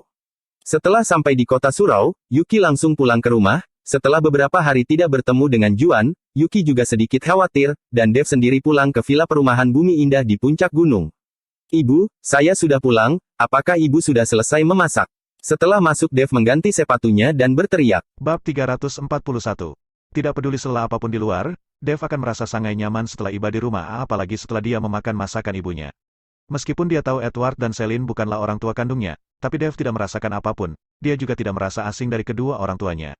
Ibu, setelah mengganti sepatunya, Dev kembali berteriak karena tidak mendengar jawaban, namun tetap saja tidak ada yang meresponnya. Kemana ya? Apakah mereka pergi berkeliling? Dev bergumam dan berjalan menuju ruang makan, dan menemukan sebuah kertas di atas meja makan. Dev mengambilnya, itu merupakan surat yang Celine tulis untuk Dev. Dev, saya dan ayahmu akan tinggal di rumah lama untuk sementara waktu. Belakangan ini kamu selalu sibuk di luar. Kamu harus menjaga kesehatanmu, saya sudah menyiapkan makanan untukmu di kulkas. Kalau kamu ingin makan tinggal dipanaskan saja. Lalu, Yuki juga merupakan gadis yang baik, kamu tidak boleh mengkhianatinya. Kalau tidak saya dan ayahmu tidak akan mengampunimu. Selama kami tidak di rumah, kamu boleh mengajak Yuki untuk tinggal di rumah, dan menjagamu. Dengan begitu ibu akan lega. Lalu, ibumu ini juga sudah ingin menimang cucu, kamu harus segera mengurusnya. Melihat surat yang ditinggalkan Celine, Dev tertawa, dia tahu apa tujuan mereka berdua pulang dan tinggal di rumah lama. Mereka ingin dia mengajak Yuki untuk tinggal bersama. Karena kalau ada mereka berdua di rumah, Yuki akan merasa tidak bebas saat kemari. Lagi pula mereka berdua juga tidak memiliki status, jadi akan terasa canggung. Dev menyimpan surat itu, dan berpikir ada baiknya juga kalau kedua orang tuanya tinggal di rumah lama. Saat ini dia sudah menyinggung banyak orang dan kalau orang tuanya masih tinggal di kota surau mereka juga akan berada dalam bahaya. Dev mengeluarkan beberapa makanan dari dalam kulkas dan memanasinya. Setelah makan, Dev mengeluarkan liontin giok yang diperolehnya dari keluarga Wibowo. Liontin giok itu berwarna hijau tua, dan permukaannya sangat halus. Dilihat saja sudah tahu kalau liontin giok ini berkualitas bagus. Setelah memainkannya dengan hati-hati untuk sesaat, Dev tiba-tiba menggigit jarinya dan meneteskan setetes darah ke liontin giok, dan setetes darah dengan cepat diserap oleh liontin giok. Dev yang melihat itu mengangkat sudut bibirnya dan memejamkan matanya. Tangannya memegang liontin giok dengan erat, dan cahaya kemasan samar-samar muncul dari tangan Dev. Dev tiba-tiba melepaskan tangannya, dan liontin giok yang terbungkus oleh cahaya kemasan itu melayang di udara, dan di atas liontin giok itu ada sebuah gumpalan hitam yang terus berputar. Dan di belakang gumpalan hitam ini ada gumpalan merah darah yang mengejarnya, membuat liontin giok itu seperti sebuah arena kompetisi, warna hitam dan merah ini saling mengejar. Bam! Tiba-tiba Dev membuka matanya dan seberkas cahaya juga terlihat di matanya, dan langsung menyinari liontin giok itu. Brak! Cahaya kemasan di liontin itu menghilang, dan membuat liontin giok itu jatuh ke lantai dan terbelah menjadi dua. Dan setelah liontin giok itu terbelah dua, gumpalan darah berwarna merah kehitaman mengalir keluar dari dalam. Dev mengambil dua keping liontin giok itu, dan menyeka darah yang ada di atasnya lalu bergumam sendiri, benar-benar barang bagus. Dev langsung menyuntikkan energi spiritual ke dalam dua kepingan liontin giok itu, lalu mencari sebuah benang merah untuk mengikat simpul. Dengan adanya liontin giok ini, kalau Yuki berada dalam bahaya saya akan langsung tahu, dan ini juga bisa menahan satu serangan untuknya. Dev tersenyum dan segera menelpon Yuki. Kejadian kali ini membuat Dev sadar, tidak peduli seberapa kuat dirinya, dia tidak mampu mengkloning dirinya, dan tidak mungkin berada di sisi Yuki setiap saat untuk melindungi dirinya, dan apabila ada keadaan darurat dia juga tidak mungkin langsung tahu. Jadi dengan adanya liontin giok yang diteteskan darahnya dan energi spiritual, sekarang dia membaginya menjadi dua bagian. Selama dia dan Yuki mengenakan liontin giok ini, mereka dapat merasakan satu sama lain, dan kalau Yuki dihadapkan dengan bahaya, Dev juga akan langsung tahu. Ada apa? Baru berpisah setengah hari saja kamu sudah merindukanku. Yuki yang sedang makan mengangkat telepon Dev. Bab 342. Jangan terlalu percaya diri, siapa yang merindukanmu? Ada sesuatu yang ingin kuberikan padamu, datanglah ke villa. Dev membantah, sebenarnya mereka berdua saling merindukan satu sama lain walaupun hanya berpisah untuk beberapa detik. Bantah saja, apa yang ingin kamu berikan padaku? Apa kamu tidak bisa datang sendiri untuk memberikannya padaku? Yuki tersenyum, barang ini harus kamu ambil sendiri, cepat datang kemari, kata Dev, dan tanpa menunggu jawaban Yuki dia langsung mematikan teleponnya. Sebenarnya Dev memiliki alasan sendiri menyuruh Yuki datang, dia ingin Yuki tahu kalau orang tuanya tidak di rumah dan meminta Yuki untuk tinggal bersamanya. Anak ini sudah berani mematikan teleponku. Yuki cemberut, dia bangkit berdiri dan berganti pakaian lalu menyetir menuju perumahan Bumi Indah. Dan setelah tiba, Yuki berkemas lalu berjalan masuk dengan senyuman di wajahnya, karena dia tahu Dev bersama dengan orang tuanya dan kalau bertemu dengan orang tua Dev dia harus menunjukkan senyuman dan berbicara dengan sopan. Namun saat Yuki berjalan masuk ke dalam villa, dia tidak menemukan satu orang pun di dalam ruang tamu, hanya Dev yang sedang berjalan keluar dari dapur. Yuki melihat sekelilingnya sekilas seolah sedang mencari keberadaan orang tua Dev. Kalau orang tua Dev ada di rumah, Yuki tidak boleh terlalu sembrono. Tidak usah dilihat lagi, ayah dan ibuku sudah pulang ke rumah lama, tidak di sini. Dev yang melihat Yuki seperti itu hanya tersenyum. Yuki yang mendengarnya seketika merasa lega. Bukan karena orang tua Dev tidak mudah diajak bergaul, hanya saja di hadapan para tetua Yuki selalu memperhatikan sikapnya agar tidak meninggalkan kesan buruk bagi orang. Besar juga nyalimu berani menutup teleponku. Yuki yang sudah tahu orang tua Dev tidak ada di rumah akhirnya menjadi dirinya sendiri. Dia lalu berjalan menghampiri Dev dan menjewer telinganya. Aduh, Dev meraung kesakitan dan segera minta maaf, saya salah, saya tidak akan berani mematikan teleponmu lagi. Melihat Dev meminta ampun Yuki akhirnya melepaskan tangannya, apa yang mau kamu berikan kepadaku? Dev mengeluarkan liontin giok, pakailah ini, kedepannya kalau kamu berada dalam bahaya saya akan langsung tahu. Yuki menerima liontin giok itu dan melihat-lihat lalu bertanya dengan bingung, kenapa hanya setengah? Di mana setengah lagi? Dasar bodoh, setengah lagi tentu saja ada padaku. Dev mengeluarkan kepingan liontin giok miliknya dan menyatukannya pada kepingan Yuki, dan saat liontin giok itu disatukan membentuk kepingan yang utuh, cahaya kemasan juga samar-samar terlihat. Kuanggap kamu punya hati nurani.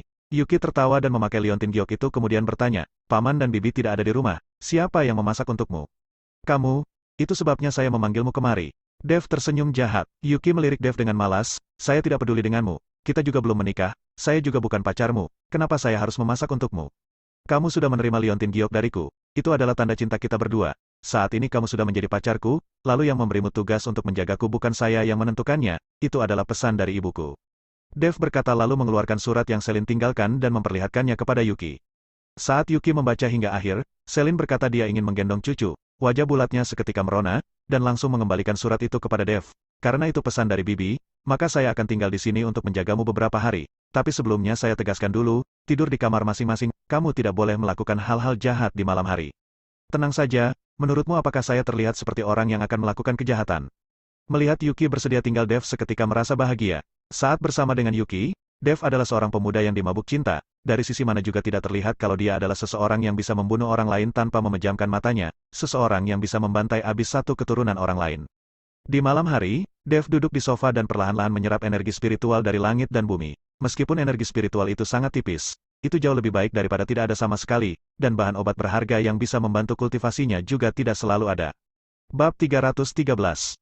Sedangkan Yuki sedang menatap ponselnya, dia sedang memasak sambil mencari cara memasak. Sebagai putri dari orang terkaya, Yuki tidak pernah memasak sendiri, namun demi Dev dia bersedia belajar dan melakukannya, keningnya bahkan dipenuhi dengan keringat.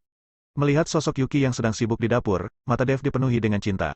Dan pada saat ini, telepon Dev tiba-tiba berdering.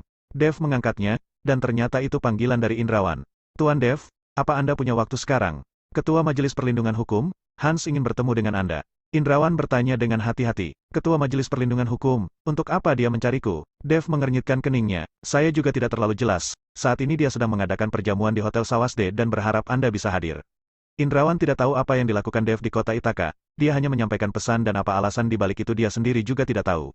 Baiklah, saya akan segera ke sana. Dev mengangguk lalu mematikan teleponnya. Setelah mematikan teleponnya, Dev berjalan menuju ke dapur untuk memberitahu Yuki tidak usah memasak lagi. Dan baru sampai di dapur, dia melihat asap hitam yang memenuhi ruangan. Dev bergegas maju dan mengangkat panci itu dari kompor. Ah, apa yang terjadi? Yuki melihat asap hitam itu dan tidak tahu apa yang salah. Dev membukanya dan melihat nasi yang dimasak sudah gosong dan menjadi gumpalan hitam. Yuki yang melihatnya seketika seperti seorang anak kecil yang baru melakukan kesalahan dan berkata pada Dev, saya lupa menambahkan air. Dev tersenyum, sudahlah, tidak usah memasak lagi, ayo makan di luar, ada orang yang mau mentraktir. Siapa yang mentraktir? Tanya Yuki. Indrawan baru saja menelpon. Dia mengatakan kalau Hans, Ketua Majelis Perlindungan Hukum dari kota Eltaka ingin bertemu denganku, dan mengadakan pertemuan di Hotel Sawasde. Dev berkata jujur, Ketua Majelis Perlindungan Hukum ingin bertemu denganmu. Yuki mengernyitkan keningnya dan matanya tiba-tiba melebar. Apa karena masalah kamu membakar habis keluarga Wibowo di kota Ithaka? Setelah Yuki mengatakannya, Dev baru menyadarinya, lalu mengangguk dan berkata, mungkin. Karena Dev tidak mengenal Ketua Majelis Perlindungan Hukum, dan dia mengatakan ingin bertemu dengannya, pasti ada masalah. Kalau begitu sebaiknya kita tidak usah pergi. Wajah Yuki seketika menjadi cemas. Tenang saja, tidak akan ada masalah. Dev menenangkan Yuki. Saat itu Dev sudah merusak rekaman video pengawas dan membuangnya, untuk menyelesaikan masalah yang tidak perlu di masa depan. Setelah berganti pakaian, Dev dan Yuki pergi ke Hotel Sawasde. Hanya saja yang membuat Dev terkejut ternyata perjamuan itu juga dihadiri oleh orang lain. dia tidak hanya mengundang Dev seorang, sepertinya tujuan pihak lain memanggilnya bukan karena masalah keluarga Wibowo. Juan, Willy dan beberapa bos di kota Surau juga terlihat di sana. Bagaimanapun Hans datang dari kota Ithaka, jadi beberapa orang dari kota Surau ini juga ingin membuat koneksi dengan dirinya. Dan orang-orang itu juga sudah akrab dengan Dev. Jadi mereka semua menyapa Dev dan Dev juga menyapa kembali mereka satu persatu. Saat ini di sudut ruangan, Ellie yang mengenakan seragamnya sedang memperhatikan gerak-gerik setiap orang. Hanya saja saat Ellie melihat Yuki, dia seketika tercengang. Dia berjalan menghampiri dengan cepat dan berkata dengan kaget, "Yuki, kenapa kamu ada di sini?" "Ellie, kenapa kamu ada di sini?" Yuki yang melihat Ellie juga kaget. Lalu dia melihat seragam yang dikenakan Ellie. "Wah, lumayan juga kamu. Sekarang sudah menjadi detektif ya, seragammu ini cocok sekali denganmu.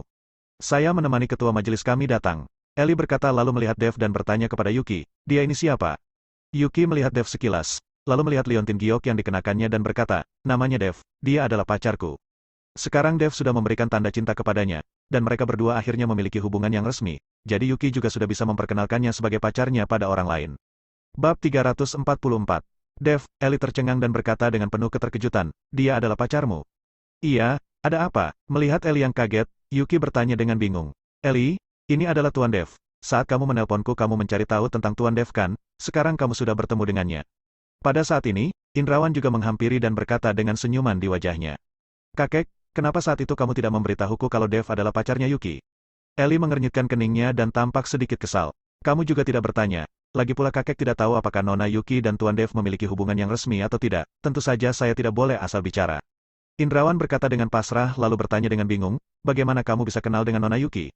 "Kakek, saya dan Yuki adalah teman satu kuliah, tentu saja saling kenal," jawab Ellie. Pada saat ini Yuki juga menatap Ellie dengan kaget. "Ellie, kenapa kamu memanggil Tuan Indrawan dengan sebutan kakek? Sepertinya saat berkuliah saya tidak pernah mendengarmu membahas tentang dia." Pada saat itu Indrawan adalah seorang pejabat di kota Ithaka. Siapapun yang memiliki kakek seperti itu pasti akan memamerkannya pada seluruh kampus. Tapi Yuki tidak pernah mendengar Ellie membahas tentang itu.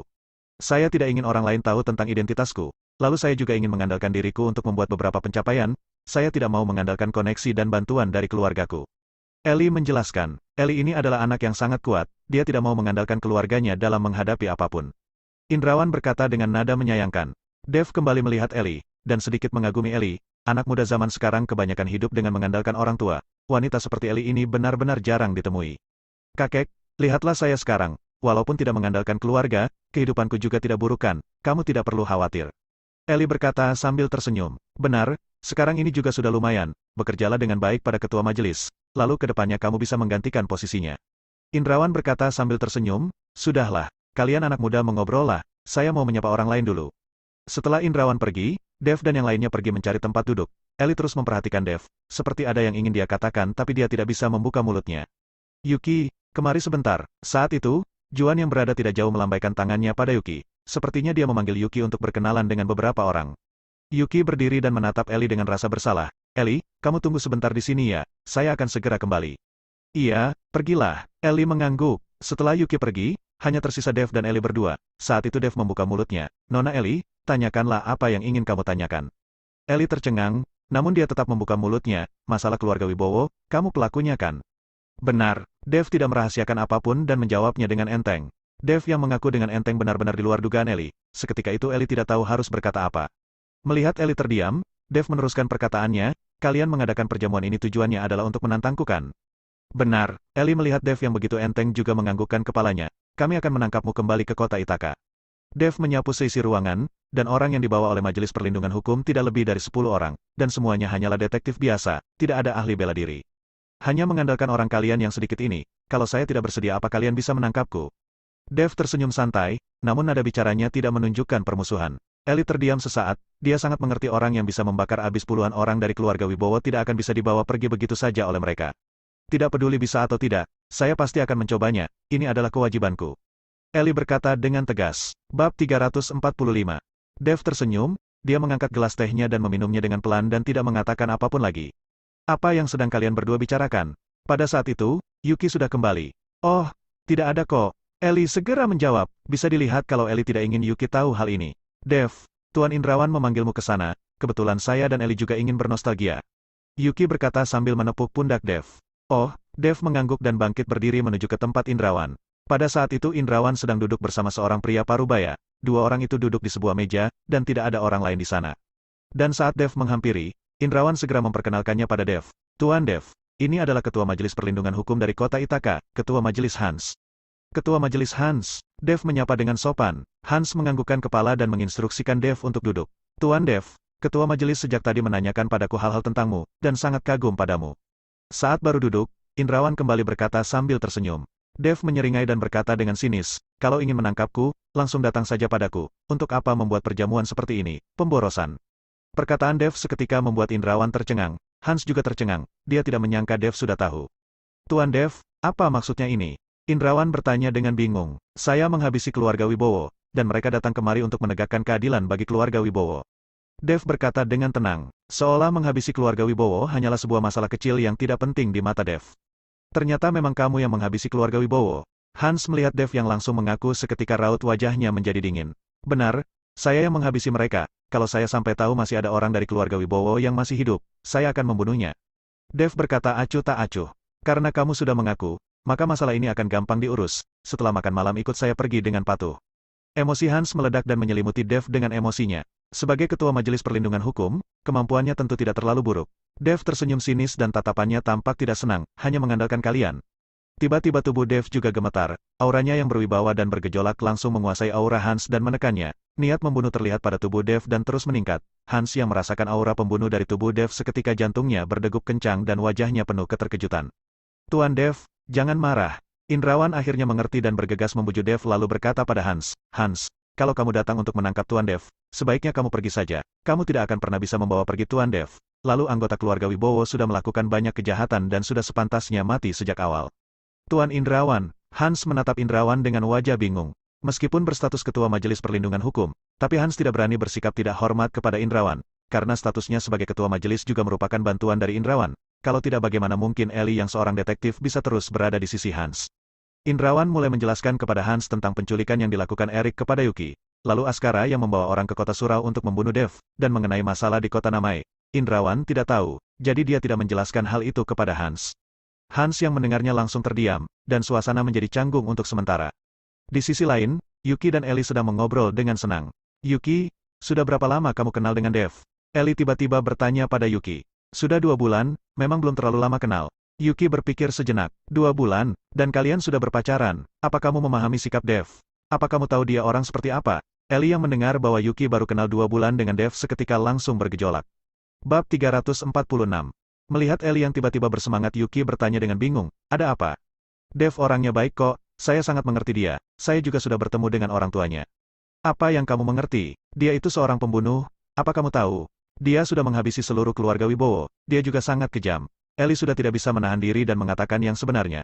Namun baru saja dia membuka mulut dia sudah merasa menyesal, karena memberitahu Yuki hal seperti ini juga tidak baik. Awalnya dia mengira Yuki akan kaget setelah mengetahuinya, namun tidak disangka Yuki tidak menunjukkan keterkejutan sedikit pun malah mengangguk dan berkata. Saya tahu, dia melakukan itu demi saya. Demi kamu, Eli kebingungan. Yuki menceritakan kembali semua yang sudah dialami kepada Eli termasuk masalah di kota Namai. Erik ini sama saja dengan binatang, dia memang pantas mati. Eli yang mendengarnya langsung marah dan membanting meja dengan keras. Eli, kamu kedatanganmu kali ini ke kota Surau, apakah untuk menangkap Dev? Yuki tiba-tiba menyadari dan bertanya pada Eli. Saya, Eli seketika terdiam dan tidak tahu bagaimana caranya menjawab pertanyaan Yuki. Eli, kalau kamu datang untuk menangkap Dev maka jangan salahkan saya tidak mau mengenalimu lagi. Apalagi Dev juga pernah menyelamatkan nyawa Tuan Indrawan, kamu tidak boleh membalas budi dengan dendam. Raut wajah Yuki mulai terlihat muram. Apa, Dev pernah menyelamatkan kakekku? Eli tersontak dan dia tidak tahu mengenai masalah ini. Tentu saja, kalau tidak percaya tanyakan saja kepada Tuan Indrawan, saya tidak terlalu tahu detail masalahnya. Yuki hanya pernah mendengar Dev mengungkitnya. Tapi bagaimana detail kejadian itu Yuki juga tidak tahu. Hati Eli bagaikan dihantam ombak, kalau Dev benar-benar pernah menyelamatkan kakeknya bagaimana dia bisa turun tangan pada Dev. Eli berdiri dan bergegas menuju tempat Irawan, Yuki juga bergegas mengikutinya dari belakang. Kedatangan Eli dan Yuki memecah suasana canggung di antara Dev dan yang lainnya. Eli, untuk apa kalian kemari? Melihat Eli dan Yuki menghampiri, Indrawan bertanya. Kakek, apakah benar Dev pernah menyelamatkan nyawamu? Eli langsung menanyakannya. Tentu saja, Tuan Dev tidak hanya pernah menyelamatkanku. Dia juga pernah menyelamatkan wali kota Willy, dan menyelamatkan ratus ribuan penduduk kota Surau. Indrawan tahu Dev membantu Willy melepaskan diri dari kendali pengusaha Futua, jadi dia berkata demikian. Tuan Indrawan, apa yang sebenarnya terjadi? Hans tercengang, dan merasa perkataan Indrawan sedikit berlebihan, menyelamatkan ratus ribuan penduduk kota Surau. Masalah ini harus dijelaskan langsung oleh wali kota Willy. Indrawan berkata lalu mengutus seseorang untuk mengundang Willy kemari. Setelah Willy datang, dia mengerti maksud Indrawan dan menceritakan kembali bagaimana Dev membantunya. Tapi ini membuat Hans dan Ellie yang mendengarnya tercengang. Karena masalah seperti ini kalau tidak dilihat langsung dengan mata kepala sendiri, siapapun tidak akan percaya dengan mudah. Namun karena ini keluar dari mulut Willy, mereka tidak berani tidak percaya karena mereka tahu Willy tidak mungkin berbohong. Setelah beberapa waktu Hans akhirnya menghela nafas dan berkata, Tuan Indrawan, meskipun kami tidak menangkap Dev tapi keluarga Changga juga tidak akan melepaskannya begitu saja. Selain itu saya takut orang-orang yang terlibat dengan Dev akan mengalami kesialan. Dodi sudah mengatakan kalau dia akan membunuh Dev sekeluarga. Perkataan Hans membuat semua orang terdiam. Tidak ada orang yang tidak mengenal keluarga Changga dari kota Ithaka. Kepala keluarga mereka Dodi juga merupakan master kekuatan batin. Kekuatannya sangat luar biasa. Dan Dodi sudah mengeluarkan titahnya. Sepertinya masalahnya akan sulit diatasi. Kalau begitu bagaimana kalau kami pergi? Pergi sejauh mungkin, ke tempat yang tidak bisa ditemukan oleh keluarga Changga. Yuki bertanya dengan cemas. Bab 347. Sepertinya dia juga sudah mendengar reputasi keluarga Changga, dan merasa takut dalam hatinya. Hans menggelengkan kepala, tidak semudah itu. Meskipun Dodi memberi kami majelis perlindungan hukum waktu 3 hari, tapi saya tahu dia sudah mengutus orang untuk mengawasi seluruh persimpangan di kota Surau. Dia tidak percaya kepada kami majelis perlindungan hukum. Lalu bagaimana? Yuki seketika panik. Indrawan dan Willy juga terlihat muram. Karena bagaimanapun Dev pernah menyelamatkan nyawa mereka namun sekarang mereka malah tidak bisa membantunya sedikitpun. Keluarga Wibowo saja sudah cukup untuk meremehkan mereka. Jangankan keluarga Changga, mereka bahkan tidak memenuhi syarat untuk berbicara dengan kepala keluarga Changga. Kalau Indrawan belum pensiun, dia mungkin bisa membantu berkata baik dengan keluarga Changga, tapi sayangnya dia sudah pensiun. Saya akan pergi ke kota Ithaka bersama dengan kalian. Dev tiba-tiba buka mulut. Semua orang menjatuhkan tatapan mereka pada Dev. Yuki menjadi lebih panik lagi. Kamu tidak boleh pergi, saya tidak mengizinkanmu pergi. Kamu sama sekali tidak tahu sehebat apa keluarga Changga. Tuan Dev, kekuatan keluarga Changga tidak bisa dibandingkan dengan keluarga Wibowo. Keluarga Wibowo bisa berlaga di kota Ithaka bisa dibilang juga mengandalkan dukungan dari keluarga Changga. Keluarga Wibowo adalah keluarga pebisnis, sedangkan keluarga Changga adalah keluarga ahli bela diri. Bahkan Dodi memiliki kekuatan sebagai master kekuatan batin. Dia sangat hebat. Kamu tidak boleh pergi. Indrawan yang jauh lebih mengerti tentang keluarga Changga juga membujuk Dev. Dev tersenyum santai, keluarga Wibowo sudah saya habisi. Saya tidak keberatan menghabisi satu keluarga Changga lagi. Nak, kamu terlalu arogan. Keluarga Changga memiliki fondasi selama ratusan tahun. Mereka bukanlah keluarga yang bisa kamu binasakan begitu saja. Ekspresi jijik melintas di mata Hans. Saat dia mendengar Dev pernah menyelamatkan Indrawan dan Willy, Hans memiliki sedikit kesan baik dan kekaguman pada Dev. Namun perkataan Dev barusan membuat dia langsung jijik dan mengira Dev terlalu sombong untuk usianya yang masih muda. Dev tersenyum dingin, bisa menghabisi keluarga Changga atau tidak, waktu yang akan membuktikannya. Baik, kalau begitu biarkan waktu yang membuktikannya, karena kamu bersedia ikut dengan kami ke kota Ithaka, maka kita berangkat besok, saya akan menjamin dalam perjalanan ke kota Ithaka tidak akan ada orang yang bisa menyentuhmu. Hans awalnya masih merasa serba salah karena Dev pernah menyelamatkan Indrawan dan Willy, namun sekarang Dev merasa bagaikan pahlawan jadi Hans juga tidak perlu memikirkannya lagi. Baik, Dev menganggukkan kepalanya. Dev makan dengan sangat tenang sedangkan Yuki sama sekali tidak selera makan. Dia tidak makan satu suap pun, berkali-kali dia ingin membujuk Dev tapi dia tidak bisa melontarkan kata-katanya. Dia tahu sifat Dev, kalau dia sudah menentukan keputusannya, tidak ada orang yang bisa mengubahnya. Setelah makan, demi menjamin Dev tidak kabur saat tengah malam, Hans menyuruh Ellie untuk ikut bersama Dev dan Yuki pulang ke rumah. Ellie dan Yuki adalah teman kuliah, oleh karena itu tinggal bersama juga tidak akan merepotkan, lagi pula ini hanya untuk 1 malam. Setelah pulang ke Villa Bumi Indah, suasana hati Yuki masih jelek, sedangkan Ellie yang memiliki identitas sebagai detektif juga tidak tahu bagaimana caranya menghibur Yuki. Dua orang itu tidak berbicara sama sekali dan suasana terasa tertekan. Dev membuatkan 2 gelas kopi dan mengantarkannya pada Yuki dan Ellie, seolah-olah tidak ada yang terjadi. Kenapa kelihatan tidak bahagia? Ini juga bukan perpisahan seumur hidup, bisa saja saya hanya pergi ke kota Ithaka selama beberapa hari lalu pulang. Melihat Yuki yang muram, Dev berkata sambil tersenyum. Dev, apakah kamu tidak bisa mendengarkanku kali ini saja? Jangan pergi ke kota Ithaka. Kalau memang tidak bisa diatasi, kita menetap saja di kota Surau. Kalau keluarga Changga datang membuat masalah di kota Surau, kita bisa melawan. Tapi kalau kamu pergi ke kota Ithaka, bukankah itu sama saja dengan kambing yang berjalan ke mulut harimau? Yuki membujuk Dev dengan wajah memelas. Menurutmu saya masih bisa tidak pergi? Dev tersenyum dan menatap ke arah Ellie. Bab 348. Yuki juga menjatuhkan pandangannya pada Ellie, karena Ellie datang kemari untuk mengawasi Dev, mencegah Dev untuk kabur atau bersembunyi. Ellie merasakan tatapan Yuki dan seketika menjadi canggung. Tangannya memegang kopi yang dibuatkan Dev dan menggigit bibirnya. Saat tidur saya sangat tidak sadar, saat malam hari kalau ada pergerakan saya juga tidak akan terbangun. Maksud perkataan Ellie sangat jelas, sedang memberitahu Dev dan Yuki kalau mereka boleh menggunakan kesempatan saat dia tidur untuk kabur. Melihat sikap Ellie, Dev tiba-tiba tertawa. Nona Ellie sedang memberitahuku kalau saya boleh kabur nanti malam. Saya tidak berkata demikian. Ellie memelototi Dev, dan menyalahkan Dev kenapa malah langsung mengatakannya. Dev, jangan sembarangan, Ellie tidak berkata seperti itu. Yuki juga tahu Ellie sedang membantu mereka, dan memelototi Dev. Hahaha, Dev tiba-tiba tertawa, kalian berdua juga sudah lama tidak bertemu. Sebaiknya menggunakan kesempatan ini untuk bernostalgia, tidak perlu mengkhawatirkan urusanku, wanita secantik ini belum kuperistri, mana boleh mati. Dev memegang dagu Yuki dengan satu tangan dan tiba-tiba mencium wajah Yuki.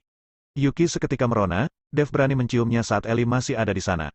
Dev, dasar berandalan. Yuki sengaja mengerucutkan bibirnya agar terlihat kesal, tapi dia sudah merasa sangat senang dalam hatinya. Ellie melirik malas ke arah mereka dengan pasrah. Dia lengah dan harus menyaksikan mereka memamerkan kemesraan di depannya. Namun sudah sampai tahap seperti ini Dev malah masih bisa bercanda gurau. Ellie sedikit mengagumi mentalitas diri Dev. Dan pada saat ini, seseorang bergegas masuk ke dalam villa dan menghampiri Dev lalu berkata, Tuan Dev, saya sudah mendengar kalau Majelis Perlindungan Hukum dari kota Ithaka mengutus orang untuk menangkapmu. Kamu jangan pergi, saya sudah mengumpulkan semua saudara kita. Ribuan saudara sudah memblokir seluruh persimpangan. Kalau orang dari Majelis Perlindungan Hukum berani membawamu pergi, saya akan membuat mereka tidak bisa meninggalkan kota surau.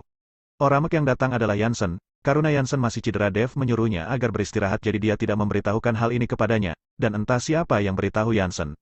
Perkataan Jansen membuat Ellie yang ada di samping menunjukkan raut wajah muram. Bukankah ini mempermalukan majelis hukum di depannya secara langsung? Namun Ellie juga tidak berani mengatakan apapun. Karena Jansen mengatakan dia sudah mengumpulkan ribuan saudara dan itu sudah cukup membuatnya kaget. Kalau pihak lawan benar-benar punya ribuan orang maka mereka majelis hukum yang beranggotakan belasan orang sepertinya benar tidak akan bisa pulang. Dev tersenyum dan menepuk pundak Jansen, pulanglah, saya hanya pergi sebentar ke kota Ithaka. Dengan begitu juga akan mengurangi orang yang terus menargetkan keluargaku. Jansen menatap Yuki dan Ellie sesaat lalu menarik Dev ke samping. Penguasa, kalau Anda bersikeras mau pergi ke kota Ithaka, Anda bisa berkeliling di beberapa gang di kota Ithaka. Mungkin saja di kota Ithaka juga ada pintu masuk menuju kuil naga langit. Baik, setelah aku sampai aku akan berkeliling. Dev mengangguk, kamu pulang dan istirahatlah. Meskipun lukamu tidak parah tapi kau masih memerlukan banyak istirahat, dan setelah aku kembali dari kota Ithaka, aku akan membuatkan sebutir pil obat lagi untukmu. Dengan begitu kemampuanmu akan meningkat lagi. Terima kasih penguasa, Jansen berkata dengan bahagia. Kalau ada masalah, jangan ragu untuk menghubungiku, aku akan langsung pergi ke kota Ithaka bersama dengan para saudara. Bab 349. Setelah mengantarkan Jansen keluar, Dev melibat cincin naga yang ada di tangannya dan tersenyum pahit. Benda ini adalah pemberian dari Ryu, tapi dia tidak mengatakan apapun. Kemana dia harus mencari semua pintu masuk kuil itu? Dia tidak mungkin selalu beruntung dan bertemu dengan orang seperti Jansen. Keesokan paginya, Dev dan Ellie berangkat. Setelah berkumpul dengan Hans, dan untuk mencegah keluarga Changga menyerang di tengah jalan, Hans meminta Ellie dan Dev untuk menyamar sebelum berangkat ke kota Ithaka. Sedangkan Hans sendiri membawa orang untuk dipamerkan dan dengan begitu dia bisa menarik perhatian keluarga Changga. Ellie menyetir membawa Dev pergi ke kota Ithaka dengan selamat. Mereka tidak mengalami bahaya apapun dalam perjalanan. Nona Ellie, ini sudah siang. Karena sudah sampai di wilayahmu, sebagai tuan rumah seharusnya kamu melakukan yang terbaik dan mentraktirku makan. Kamu ini sudah berada di ujung kematian, masih saja memikirkan makan. Ellie berkata dengan tak berdaya. Walaupun harus mati, saya harus menjadi hantu yang kenyang. Dalam hidup ini semua orang pasti akan mati, itu hanya masalah cepat atau lambat, untuk apa terlalu mengkhawatirkannya. Dev yang bercanda membuat Ellie yang tegang merasa sedikit lebih santai. Karena kamu pernah menyelamatkan nyawa kakekku, maka saya akan mentraktirmu makan. Hanya saja kita tidak boleh pergi ke tempat makan besar. Hanya bisa makan di pinggir jalan, agar kita tidak ketahuan oleh orang dari keluarga Changga. Tidak masalah, makanan pinggir jalan juga bagus. Dev tidak pilih-pilih, makan apapun tidak masalah. Ellie membawa Dev dan memarkirkan mobilnya di tempat parkir lalu berjalan ke sebuah gang kecil. Banyak toko yang menjual makanan ringan di gang kecil itu. Meskipun etalasenya tidak besar tapi semua makanannya terlihat khas dan istimewa. Saya akan membawamu makan sate keledai di kota Ithaka. Sate keledai di kota surau tidak terasa seperti aslinya. Saat sedang dipanggang kamu bisa menambahkan sosis. Saya jamin air liurmu akan mengalir. Saat memasuki gang kecil, Ellie berkata dengan bersemangat pada Dev. Sepertinya semua wanita adalah tukang makan. Asalkan datang ke tempat seperti ini mereka semua akan menjadi bersemangat. Dan saat Dev dan Ellie baru berjalan beberapa langkah, mereka langsung dihadang oleh 3 pria kekar. Dev tercengang dan melihat 3 orang itu lalu menyadari kalau dia tidak kenal dengan mereka. Kamu Dev kan? Seorang pria kekar dengan bulu yang memenuhi dadanya bertanya pada Dev. Melihat sosok dan perawakan dari pria itu jelas terlihat kalau dia sudah berlatih Qigong dengan keras. Dev tidak menjawabnya dan hanya melirik Ellie yang ada di sampingnya. Sedangkan Ellie mengernyitkan keningnya saat ini, dia berjalan ke depan Dev dan berkata, siapa kalian? Untuk apa kalian bertanya dia Dev atau bukan? Pria kekar itu melirik Ellie sekilas, gadis kecil minggir saja, tidak ada urusanmu di sini, saya William dari Yayasan Baja Hitam, hari ini saya harus membunuh Dev untuk membalaskan dendam saudaraku. Sambil berbicara, William hendak turun tangan pada Dev, namun Ellie meneriakinya dengan marah, berhenti, saya adalah anggota Majelis Perlindungan Hukum, kalian berani melakukan pembunuhan di depanku. Lalu kenapa kalau kamu anggota Majelis Perlindungan Hukum? Kalau kamu tidak minggir, saya akan memukulimu sekaligus. William berkata dengan dingin dan dia tidak peduli apakah Ellie merupakan anggota Majelis Perlindungan Hukum atau bukan. Kamu, Ellie seketika marah. Saat di kota Surau, Yansen juga meremehkan Majelis Perlindungan Hukum dan dia tidak mempermasalahkannya, dan sesampainya di kota Ithaka, wilayahnya sendiri malah kembali diremehkan oleh orang. Itu membuat Ellie merasa sangat malu. Namun, belum sempat Ellie menyelesaikan kalimatnya, William sudah melayangkan pukulannya. Meskipun William memiliki tubuh yang besar tapi gerakannya sangat cepat, satu tinjunya membuat suara pukulan yang tidak berhenti terdengar. Ellie terlihat kaget dan tidak berani gegabah, setelah mengelak dari satu pukulan. Dia langsung meninju pinggang William. Asalkan pukulannya mengenai sasaran maka lawannya akan kehilangan kemampuan bergerak untuk waktu yang singkat. Ini juga merupakan jurus andalan para detektif. Bab 350. Bam! Kekuatan tinju Ellie memang tidak ringan, dan saat mengenai tubuh William itu membuat suara yang keras. Dan saat Ellie merasa lega, tiba-tiba tubuhnya diangkat oleh seseorang. Ellie kembali terkejut dan melihat William seolah tidak terpengaruh oleh pukulannya, dan sepertinya pukulannya tadi juga sia-sia. Dia berlatih Ying Qigong, pukulanmu itu hanya membuat dia geli, tidak akan bisa membuat dia kehilangan kemampuan bergerak. Dev menyadari kebingungan yang terlihat di wajah Ellie dan menjelaskan kepadanya. Ellie yang mendengarnya seketika menjadi muram. Satu tangannya bergegas mencengkram pergelangan tangan William lalu memelintirnya dengan sekuat tenaga, agar William melepaskan dirinya. Namun tidak peduli sekuat apapun dia berusaha, gerakannya sama sekali tidak bisa mengguncang William. Minggir, William mengamuk dan langsung melemparkan Ellie. Ah, Ellie berteriak kaget, dan tubuhnya terbang mengarah pada dinding. Kalau dia menabrak dinding, walau tidak mati pun pasti banyak tulang yang akan patah. Melihat Ellie sudah hampir menabrak dinding, Dev segera melompat ke arahnya dan meraih tubuh Ellie. Dia menggunakan tenaganya dan menarik Ellie ke dalam pelukannya. Dev memeluk Ellie dan jatuh dengan kuat ke lantai. Ellie menarik nafas lega. Namun saat dia merasakan kehangatan dari tubuh Dev dia segera bangun dan berkata dengan malu, cepat lepaskan saya. Dev segera melepaskan Ellie dan berkata dengan canggung, saya tidak sengaja dan tidak berniat mencuri kesempatan dari dirimu. Ellie tahu kalau Dev tidak sengaja, dia melakukannya untuk melindungi dirinya, tapi pria dan wanita tidak boleh bermesraan apalagi di depan banyak orang. Setelah dipeluk Dev, wajah Ellie merona merah. Bocah, bermesraanlah setelah kalian sampai di neraka. William berkata dengan marah dan kembali melayangkan tinjunya ke arah Dev.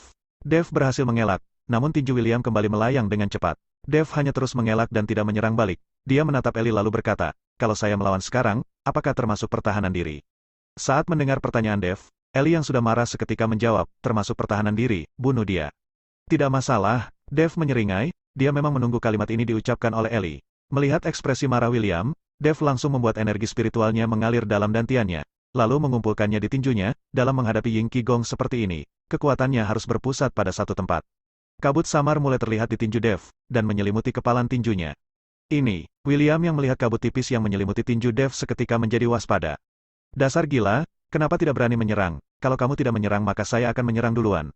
Dev berkata dengan nada mengejek, dia tiba-tiba melompat dan melompat tepat ke atas kepala William. Raut wajah William seketika berubah dan dia bergegas membalikkan badannya. Namun sayangnya dia sudah terlambat, tinju Dev saat itu sudah mendarat tepat pada bagian belakang lubuhnya. Bam bam bam, William bergegas melangkah maju, dan hampir terjatuh, dia baru mencoba menghilangkan kekuatan tinju dari Dev. Namun meskipun begitu dia masih bisa merasakan kalau organ-organ dalam tubuhnya sedang berputar. Setelah menarik nafas, William terpaksa menekan emosinya, dan menatap Dev dengan raut wajah yang jelek. Bocah, kalau hari ini saya tidak membunuhmu, maka saya, William tidak akan punya muka untuk kembali ke Yayasan Baja Hitam. Setelah berkata, tubuh William tiba-tiba bergejolak, dan ada cahaya redup yang samar-samar terlihat. Karena masih siang, cahaya itu tidak kelihatan terlalu jelas dari tubuh William di dalamnya. Bersambung.